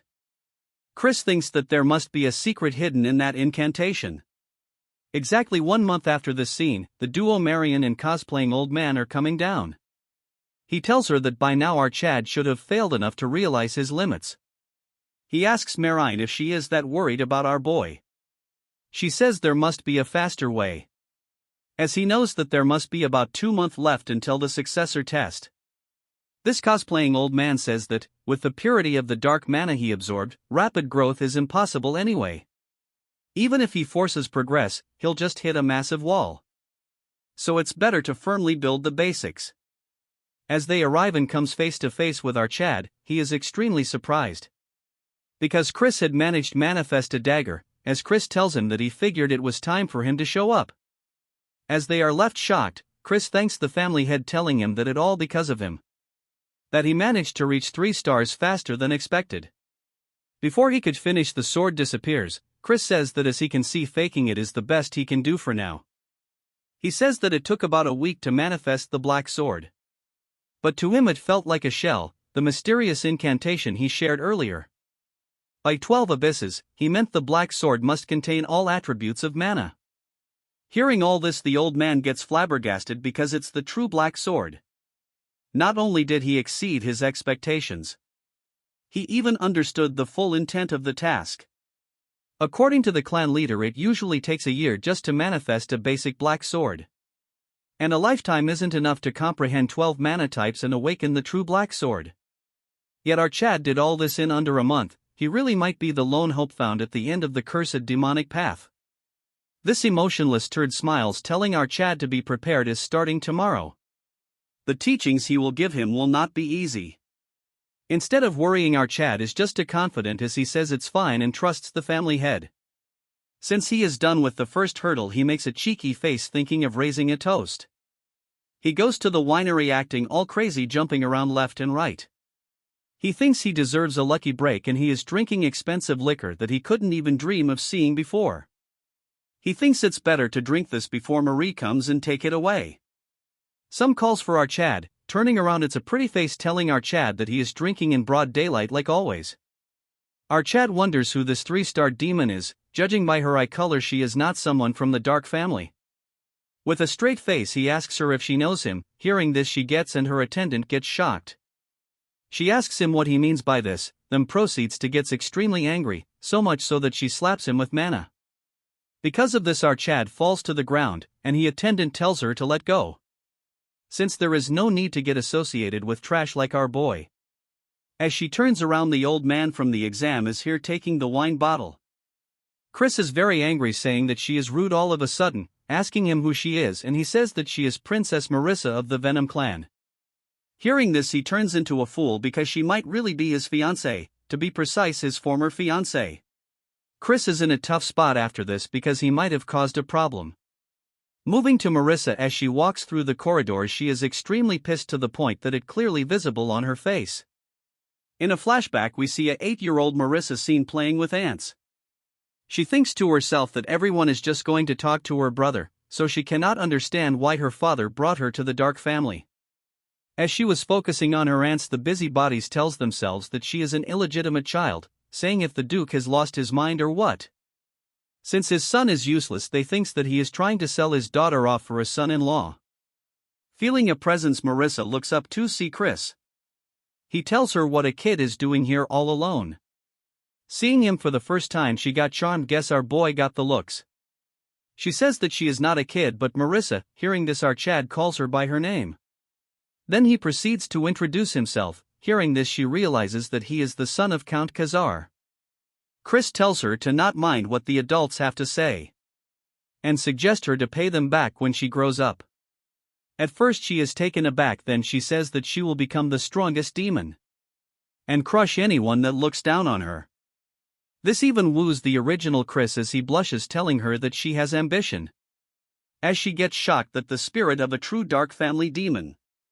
He gets up, saying that since she is going to be the strongest, he better stay on her good side. He puts his hand forward, calling her the future strongest demon lady, saying if she will give him the honor of showing him around the dark family state. Hearing this, her face turns completely red. Moving to the present, she is trying to forget all this, saying that all this in the past. Even if the engagement was arranged for the sake of peace between the two families. The future she once dreamed of that kept her awake at night. That version of her is gone now, as rumors of his bad behavior has reached her ears, as tears overflow her eyes. Then a second later she reaches the Patriarch's office as he welcomes her. She greets him and he says what is her purpose for coming here. She says that he should be aware that a relic has appeared in the neutral zone between two families. This ugly turd asks her what the Venom clan plans to do about it, since the last time they took the relic. So he asks him if he is planning to concede this time, but she says that won't do. Asking the leader if he would do the same if he were in the same position.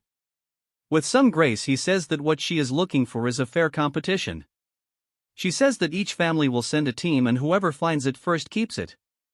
But the team should be limited to 10 demons each, 3-star or lower, to prevent direct conflict between their families. She is smart as she says that if they were to suffer heavy losses, only the enemy will benefit. Especially with the current instability in the Four Kings domain. This tapping master taps his table and tells her that he accepts their terms. She is actually smart, so she doubts why he is agreeing to this so easily. He adds a condition that if the Venom clan break the agreement, then they will claim not only this relic but the one they took last time as well. She wants him to elaborate what he means, and he says things like using underhanded tricks or sabotaging their team.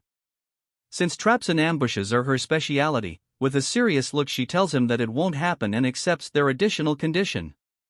The turd then asks if she is personally going to lead the Venom clan's exploration team. Hearing this, she says that is the plan, as he says that he is looking forward to see the might of the famed 10,000 Venom. She greets him, saying that they will await the Dark Family's team on the day of the expedition. As she leaves, this turd remains quiet for a few seconds and then gets up, staring intensely at the chessboard. She takes the Black King and knocks down the White Queen. As the king stands tall, this malnourished turd says that for Marissa. A beautiful stage filled with screams set. 2 months have passed and the seasons have changed. And while Chris poured himself into training, many others also began to change their paths. Some grew conflicted over a love that had passed, while those who lost in competition were left behind. Meanwhile, the jealous sharpened their blades, and others began to act for the future to come. While a mysterious figure hides herself, others began to act for the future to come. Chris comes faces to face with the useless leader as he tells him to prove his worth. Taking opportunity of this, he summons his dark blade. Seeing this, his older brother's face has turned black. Seeing their expression, Chris thinks that his expression is priceless. Cosplaying old man told him to not show the actual black sword, or he might assign an even harder task for him. Telling him to act all high and mighty just because he is a genius. In the present he is smirking, telling himself that he held back today like he was advised. but he is looking forward to see their shocked faces later on. The turd says that he will admit out Chad's achievements and assign him the second test. They will soon be dispatching demons to search for a relic that appeared in the neutral zone. Since the Venom clan is also participating, if he were to achieve merit there, he will acknowledge him as heir. Chris is surprised because it sounds a little too easy, so he asks him if he is doing this alone. He says that he will be joining the unit led by the second Princess Jupian. As this turd says that this mission was Roin's mission. As he is arrogant, he says that it is an opportunity beyond his standing, so he will treat it as an honor. Chris with a serious look says he will follow his orders. As he leaves, his turd brother asks his father that he is worried our Chad will earn more merit again. But he gets stopped as this turd tells him not be anxious since everything is going according to plan, telling him to be ready when the moment comes. As Chris comes out, he thinks to himself that he had expected to be sent to a life-threatening mission. But he has a bad feeling about this. As he recalls his word, he wonders what happened to the original Roin in the original timeline. Originally the one to be named successor this time wasn't Christian but Roin, but he never heard about him during the Great War. In the past, Chris was forced by his fox waifu to rush and pet her continuously. If he stops, he won't be telling her something, so he is forced to follow her wishes. She says that it was about the demon amulet incident, a relic conflict between the Dark family and the Venom family. It was an incident not widely known to the outside world. Even though the Dark family's squad was wiped out during the relic expedition, the Venom clan has suffered losses too, yet for some reason both sides kept it quiet. What matters is that this incident became the seed of disaster. She tells Chris that Nordian dies by the hand of his Somarquis Rangham. If not for that, the bloodletting demon king wouldn't have conquered the Dark family so easily. So the amulet incident accelerated the age of destruction. The annihilated Dark family squad, which means that instead of Roin being on the Fed list, it got replaced by our Chad.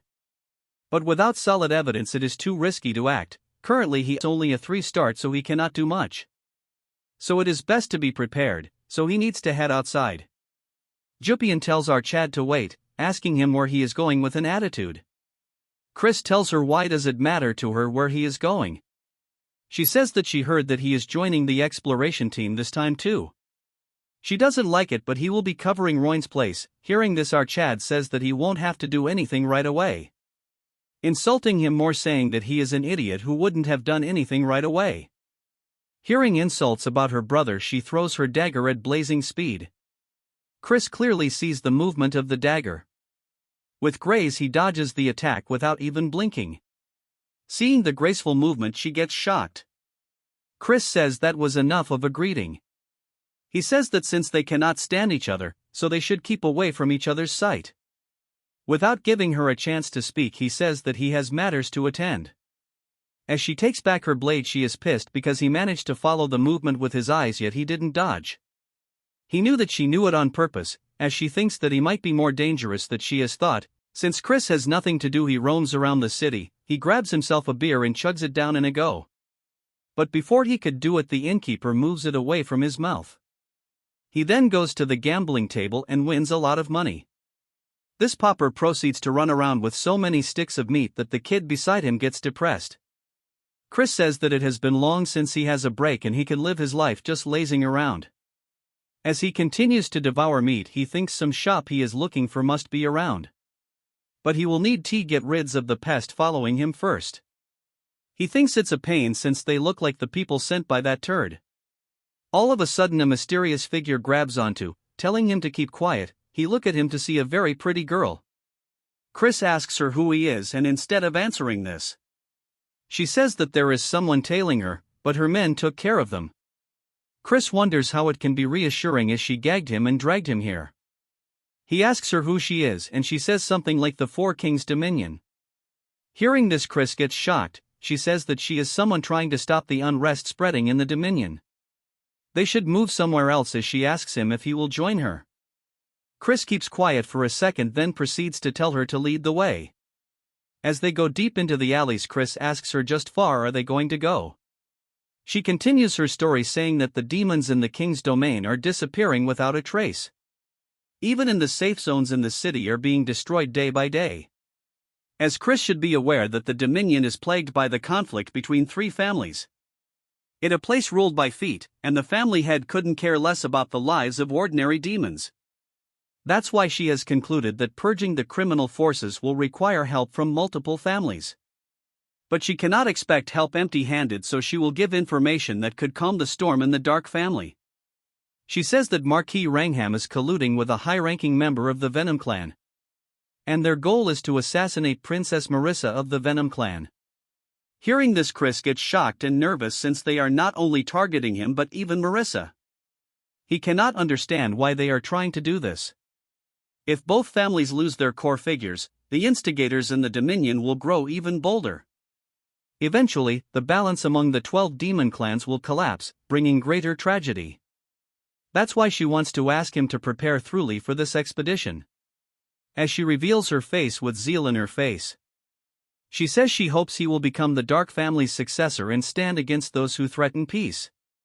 Chris is confused since she is even aware of the Relic expedition, and praises their intel for finding it out. Chris with a straight face asks her why he should trust her since she has no proof. If she wants to cooperate, she has to put something on the line. She gets flabbergasted for a second, but Chris is intentionally asking her to buzz off if there is no collateral. She tells him to wait and pulls something out from her robe. Seeing this, he gets shocked to the point he gets quiet. As he bids her farewell, she turns around as well and a figure emerges from his shadow, as she tells it why she cannot show her true self to Chris. A demonic figure says that it's for her own sake, because if Chris ends up in danger and drops her information, it will only make things worse. As she starts transforming, she tells him that she will watch from the sidelines for now, and she goes by the name Idrin. Moving back to Chris, he walks normally but then starts laughing like crazy. Because she have him a VIP card, which is exactly what he was looking for. The Dark Auction House, a secret method of dealing in smuggled relics and rare creatures. Only nobles or verified rich buyer are issued entry cards. Back then none of the hero party had a card, so it was very hard to enter this place. The card states the name Ria de Wolfman, which is a never he never heard before.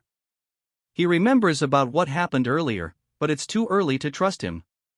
So it better for him to prepare a bit more for the expedition. Chris tells a man that he wants to send a carrier pigeon. The man tells him to write him a message and send it. Chris writes something that is unreadable for us as a cute owl flies, while Chris sees it leave. He tells himself that this is done, now he has to pay a visit to some guy, Sue at his Barbie outfit. Our new Chad, after turning into this masked dandy, goes to the black market. But he gets stopped as a nobody says that there isn't a place for someone like him, so he should get lost. Since Chris doesn't want to talk rubbish, he shows his card, saying if he will say this even after showing this. After seeing the card, he gets baffled but gains his composure, saying that he apologizes and he will show him the way. After going inside, the entire place is filled with luxurious items. Amidst this, our Chad is busy collecting aura points. The attendant gets shocked welcoming him, asking if he really is Ria de Wolfman. Chris the retard says that yes, he is Ria de Wolfman for today, and if there is a problem. Even this guy won't believe it since his voice sounds fake. Moreover, it's the voice of a dude, but since he cannot do much, he says never mind. He gets back to reality when Chris asks him if he can escort him to the branch manager. He stands at his place shockingly, but after hearing this, Chris goes around flaunting his card, asking him if H didn't hear him to go and bring the branch manager. After seating him into a luxurious room, the man rushes outside telling him that he will bring him right away. Looking around the room, he says that everything is top-notch, which is expected of the Rudolph Merchant Guild. The Rudolph Guild is a massive guild that even rivals the Union's Deer Guild, so influential that they run entire black markets, controlling all nearby trade routes in the Dark Empire, and there is a saying that if Rudolph can't get it, no one can. As a new femboy wearing flashy clothes enter the scene, he introduces himself as Rubid, the branch manager of this auction house, and the head of the Rudolph Guild. As he takes a seat, he asks Chris if there is something he is looking for. Our Chad takes off his mask, and tells him to bring Rowena to him. Hearing this, he gets surprised. Then asks him what he means. Hearing this, Chris asks him if Ed doesn't know Rowena. Acting like a fool, he says that she is the guild master of the Deer Guild. But even they cannot summon a guild master of the Union on demand. Chris makes a villainous face, telling him that can't be right. Since she is standing right here, hearing these words, this femboy has gone dead silent. Then tries to act dumb, asking Chris what he is talking about. But he gets hit on the spot as Chris says the relic must be working too well. Then says that they will be seeing each other often, so he better drop the act.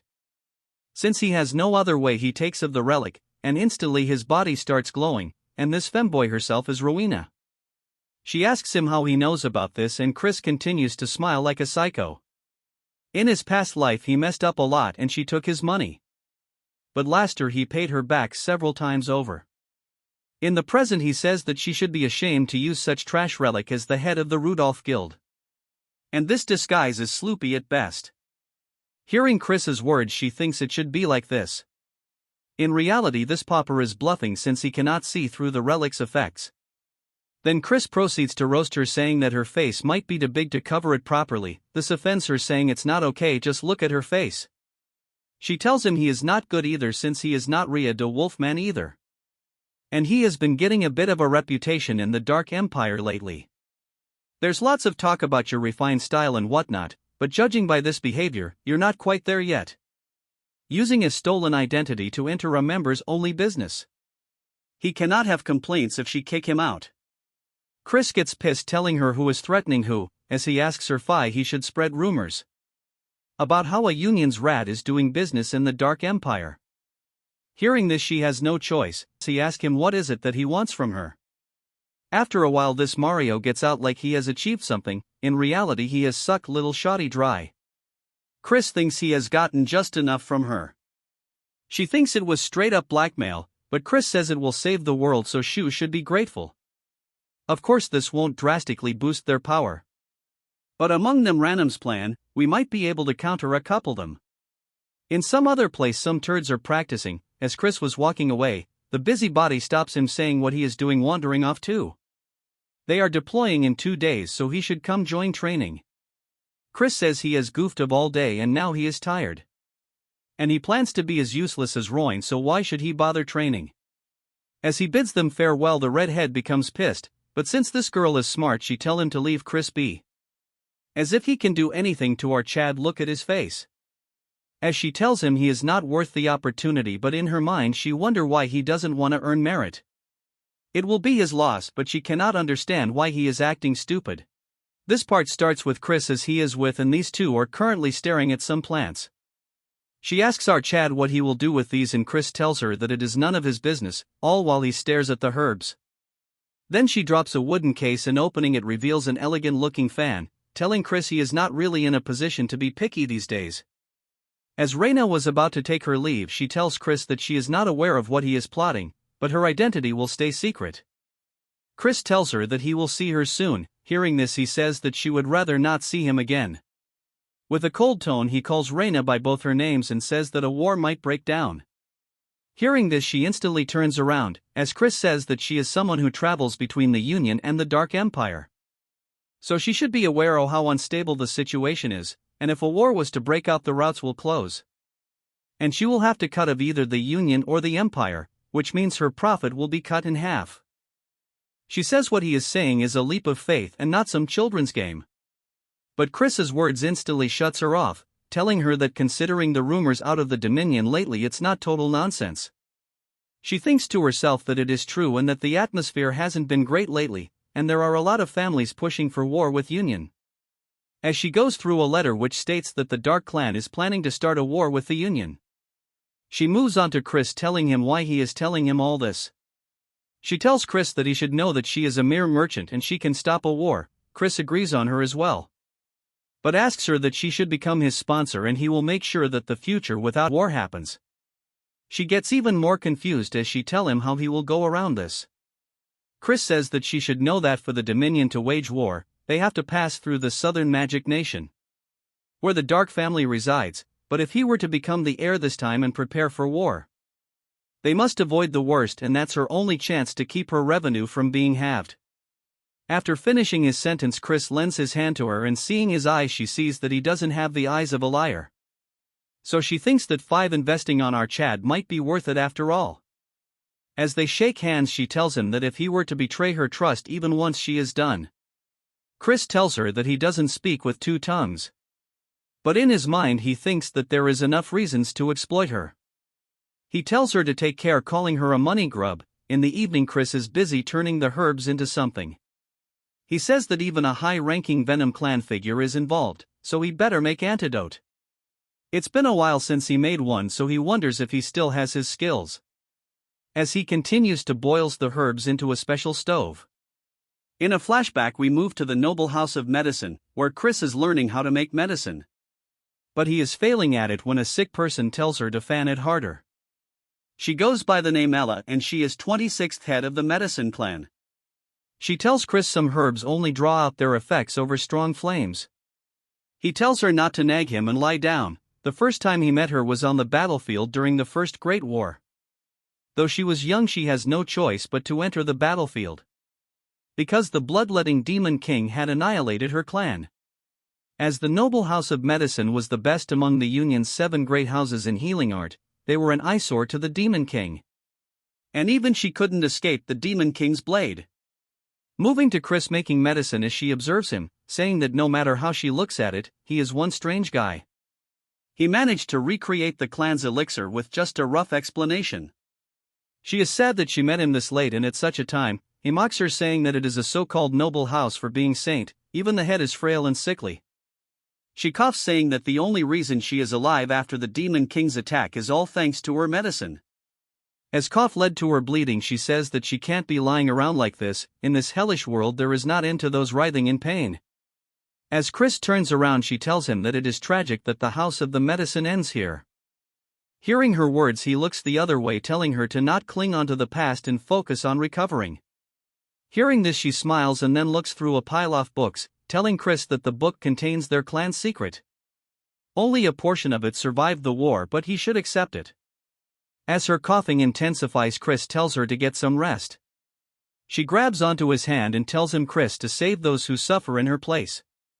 If he can do that, she can close her eyes in peace. Hearing this, Chris remains quiet, then tells her only if she will allow him to call her master. Hearing this, she smiles and then says that calling someone like her, who can't even teach properly, guess she managed to choose the right disciple after all. As Chris cosplays into a medical saint, he is crowned as the 27th head of the noble medicine clan. He thinks to himself that because the books were damaged, he couldn't master the clan's secret techniques completely. But he roamed around the battlefield to keep her promise, and because of that he was known as the Saint of the Battlefield. As he manages to make the pellet, he calls for his master, saying that he is probably living well somewhere, and even in this life he will keep the promise he made to her. As an eagle soars into the sky, we move Chris's original house.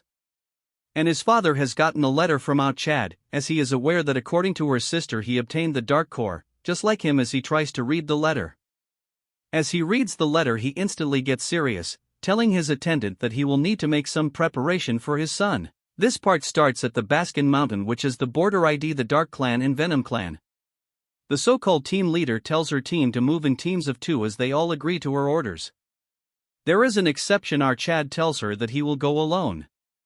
She says at the pace of a snail, when does she expect them to finish searching this place? The Venom Clan already searched through this place, and they will probably beat them up to it again. She tells Chris that this is a zone where a class 4 or higher demonic beast appears, so he should not expect rescue if he is in trouble. Chris instead tells her to not drag them all down herself, so he takes out an antidote that counters the Venom Clan's poisons. She tells him that she doesn't need it since she has already taken her ones. Chris tells her that compared to those cheap ones, his is far better. So she should take it even if she thinks he is bluffing. As he eats 2 in front of herself, he tells her to suit herself, pissing her. That's when Marissa enters the scene, telling them if an internal strife is already brewing. Seeing her come, this turd call her a slowpoke. With a straight face she tells her that she has arrived exactly on time, and she is just impatient. Them taunts her, saying that she should praise her for not cheating by scouting ahead. She tells her that she should have received the rules, that there is no setting traps or ambushing others during the exploration. Hearing this, Marja tells her that she should watch her tone. In response, she says they are enemies, so there is no reason for them to speak formally. Marissa gets close to her, saying that there is no need for all this. She orders all the Dark members to move out. As for Marissa, she tells them to start exploration and check their commuters before proceeding. Chris drops something and tells them that he is taking his leave. Eve gets shocked when she sees that Chris ditched his commuter and left. Our Chad roams around the place hunting monster. In his past life he roamed the demon lands endlessly, so now he can distinguish beast habits with his eyes closed. For class 4 beasts he will need to go much deeper in. That's when he think if her third cousin was worried about him. But he denies, saying that she seems like someone who wouldn't bleed even if stabbed. Besides that, he thinks that the Marquis schemes have already begun, yet it seems like there aren't any assassins lurking yet. But first he will need to find the lyrics. He turns around to see some movement, and it's none other than Marissa. There is an awkward silence between them, and Chris thinks to himself that he ended up moving along the Venom clan's route. He apologizes to her, saying that they have gotten their paths mixed, so he will head the other way. Marissa in a shy tone tells him to be careful, but he is nervous. All of a sudden a thought floods his mind. Their main goal was to harm Marissa, and he wonders who is high enough in the Venom clan willing to sacrifice Marissa. So this turd tells her that he is curious about something, and she asks him what it is that she wants. Then proceeds to ask her that she is an illegitimate daughter, further asking her if she is hated at home. Hearing this, she thinks that he really is the worst of the worst. Chris didn't mean to say it like that way, but T blurted out. Even in his past life he was not treated as a person at home, so he definitely crossed the line. He tells her if she sounded rude he apologizes, but something grazes him. He gets shocked when he sees her attack, as she tells him to apologize properly while tears drips from her eyes. Chris is shocked by her reaction, and according to how mad she has gotten, it doesn't seem like a family feud, so he needs to find the one behind this scheme to learn their real motive. But until then she is going to remain in danger, even if she joins the Venom clan expeditions, so it's unclear if she will survive. For now, until reinforcements arrive, all they have to do is just buy time. Chris tells her that she is breaking the rules right now. She cannot understand what he means, and Chris says even the tree proves it. She struck first, which means the Dark Clan gets to keep the lyric. She disagrees, saying that for insulting her family and considering the disgrace she has to endure because of the broken engagement. As she takes out more bottles of poison, she says that it is self-defense. She throws multiple bottles towards him, causing Chris to fall to the ground. As the poison floods his entire body, she asks him how her blue bloom is reacting. She says that with one signal she can make it explode and all poison will rush through his veins. So he should apologizes to her right now. She throws in a few more bottles and it becomes foggy, yet a hand summons itself. As our Riz god grabs onto her and looks her right in the eye, saying that he surely cannot do that. As a blue aura radiates from Chris, he grabs onto her and tells Marissa that they don't call her the little Venom witch for nothing. As she is still surprised, he tells her that he heard that it hurts like hell when it's detoxified. As she pulls away her hand, she tells him it is not possible because only she has the antidote for this poison. Chris says that if she has heard of the Divine Healer clan, taking inspiration from them, and whipped something up himself. As he was trying to name his pill, she asks Chris what she is even saying.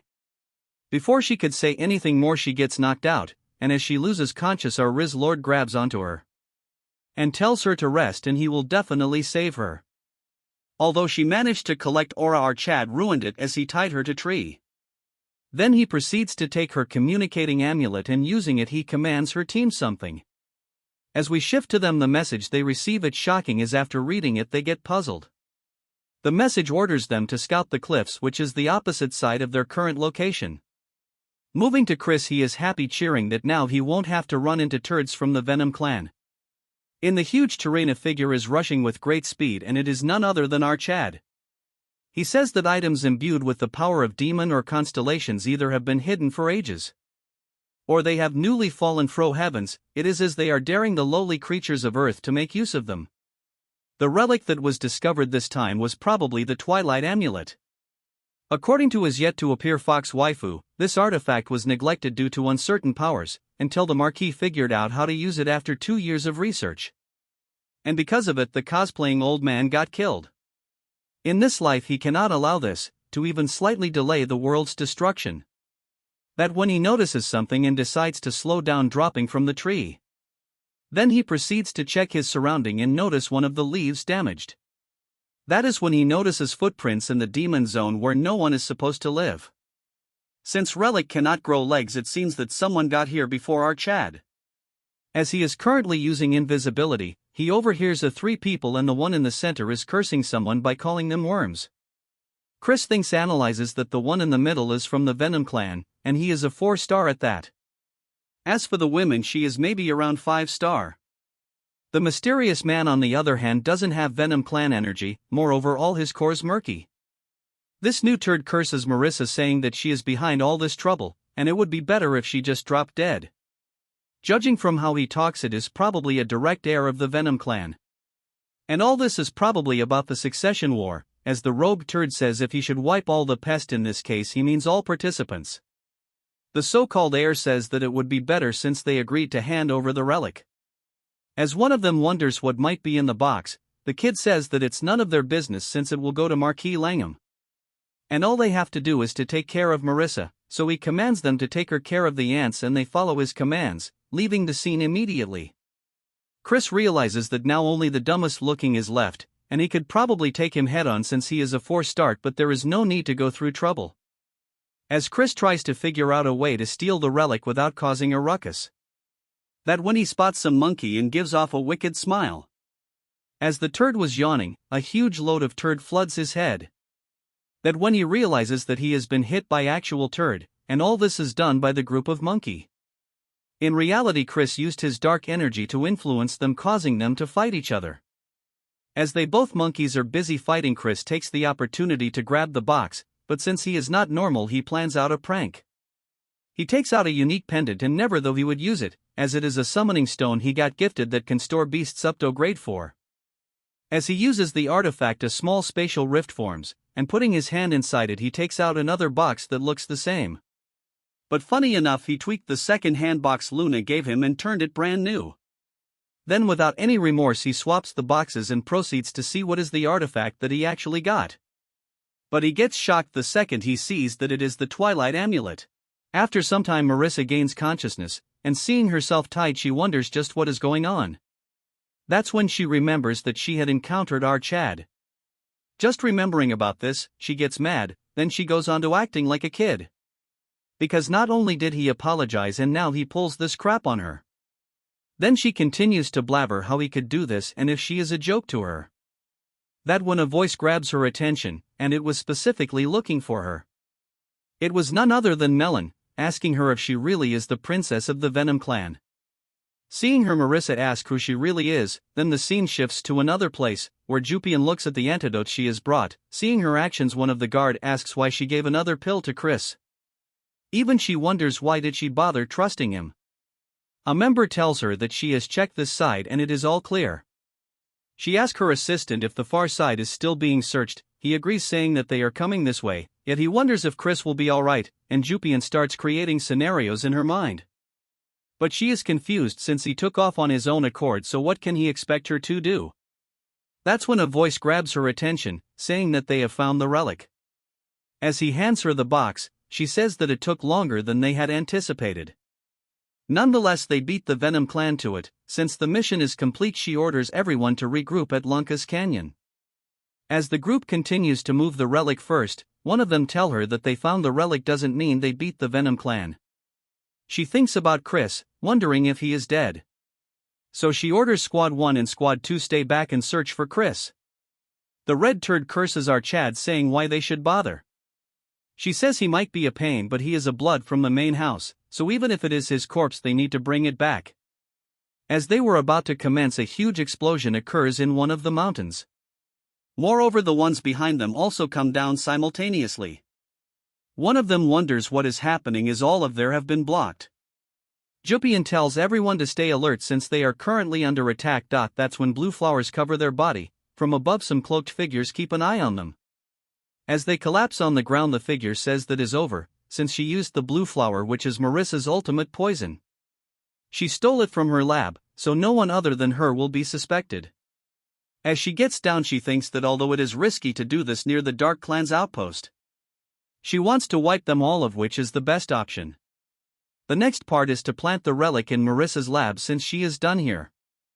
All of a sudden a dagger flies towards her with immense speed, which she dodges easily. Then she takes out a poison-laced weapon saying that she has no choice but to kill her. And even mocks Jupian that even if she was healthy she was not much of a challenge. Jupian tells herself that this turd is at least a 5-star demon. And she cannot believe that Marissa would stab them in their back like this. The robed turd says that she will end this fast and charges towards her. But she has to move aside at the last moment because of needles aimed towards her. It's Marissa that stopped her, accompanied by Melon. She cannot understand how she got here, since she ordered her mole to guide her to the canyons. Looking at Melon, she is nervous because she is the vice-captain of the Black Swamps Knights. Melon praises Marissa, saying that she was pretty fast. Hearing this, she tells him to keep quiet since they are not close. Then she confronts the veiled woman, telling her that she has guts to try and frame her. She asks her to reveal herself, and all she replies is to tell her to know her place. Waving her hand, she summons her back up, and Melon says that currently they have 2 3-star and 1 5-star, which clearly outnumber the. Jupian comes to the conclusion that whoever did this knew the expedition lacked high-level fighters. At this rate, all of them will end up dying. From the top of the cliff, a voice tells them that seeing them here is a crazy coincidence. Looking carefully, Jupian and Marissa are both shocked because it's Chris, who is making a face as if everything is going their way. Make sure to comment bully for faster updates.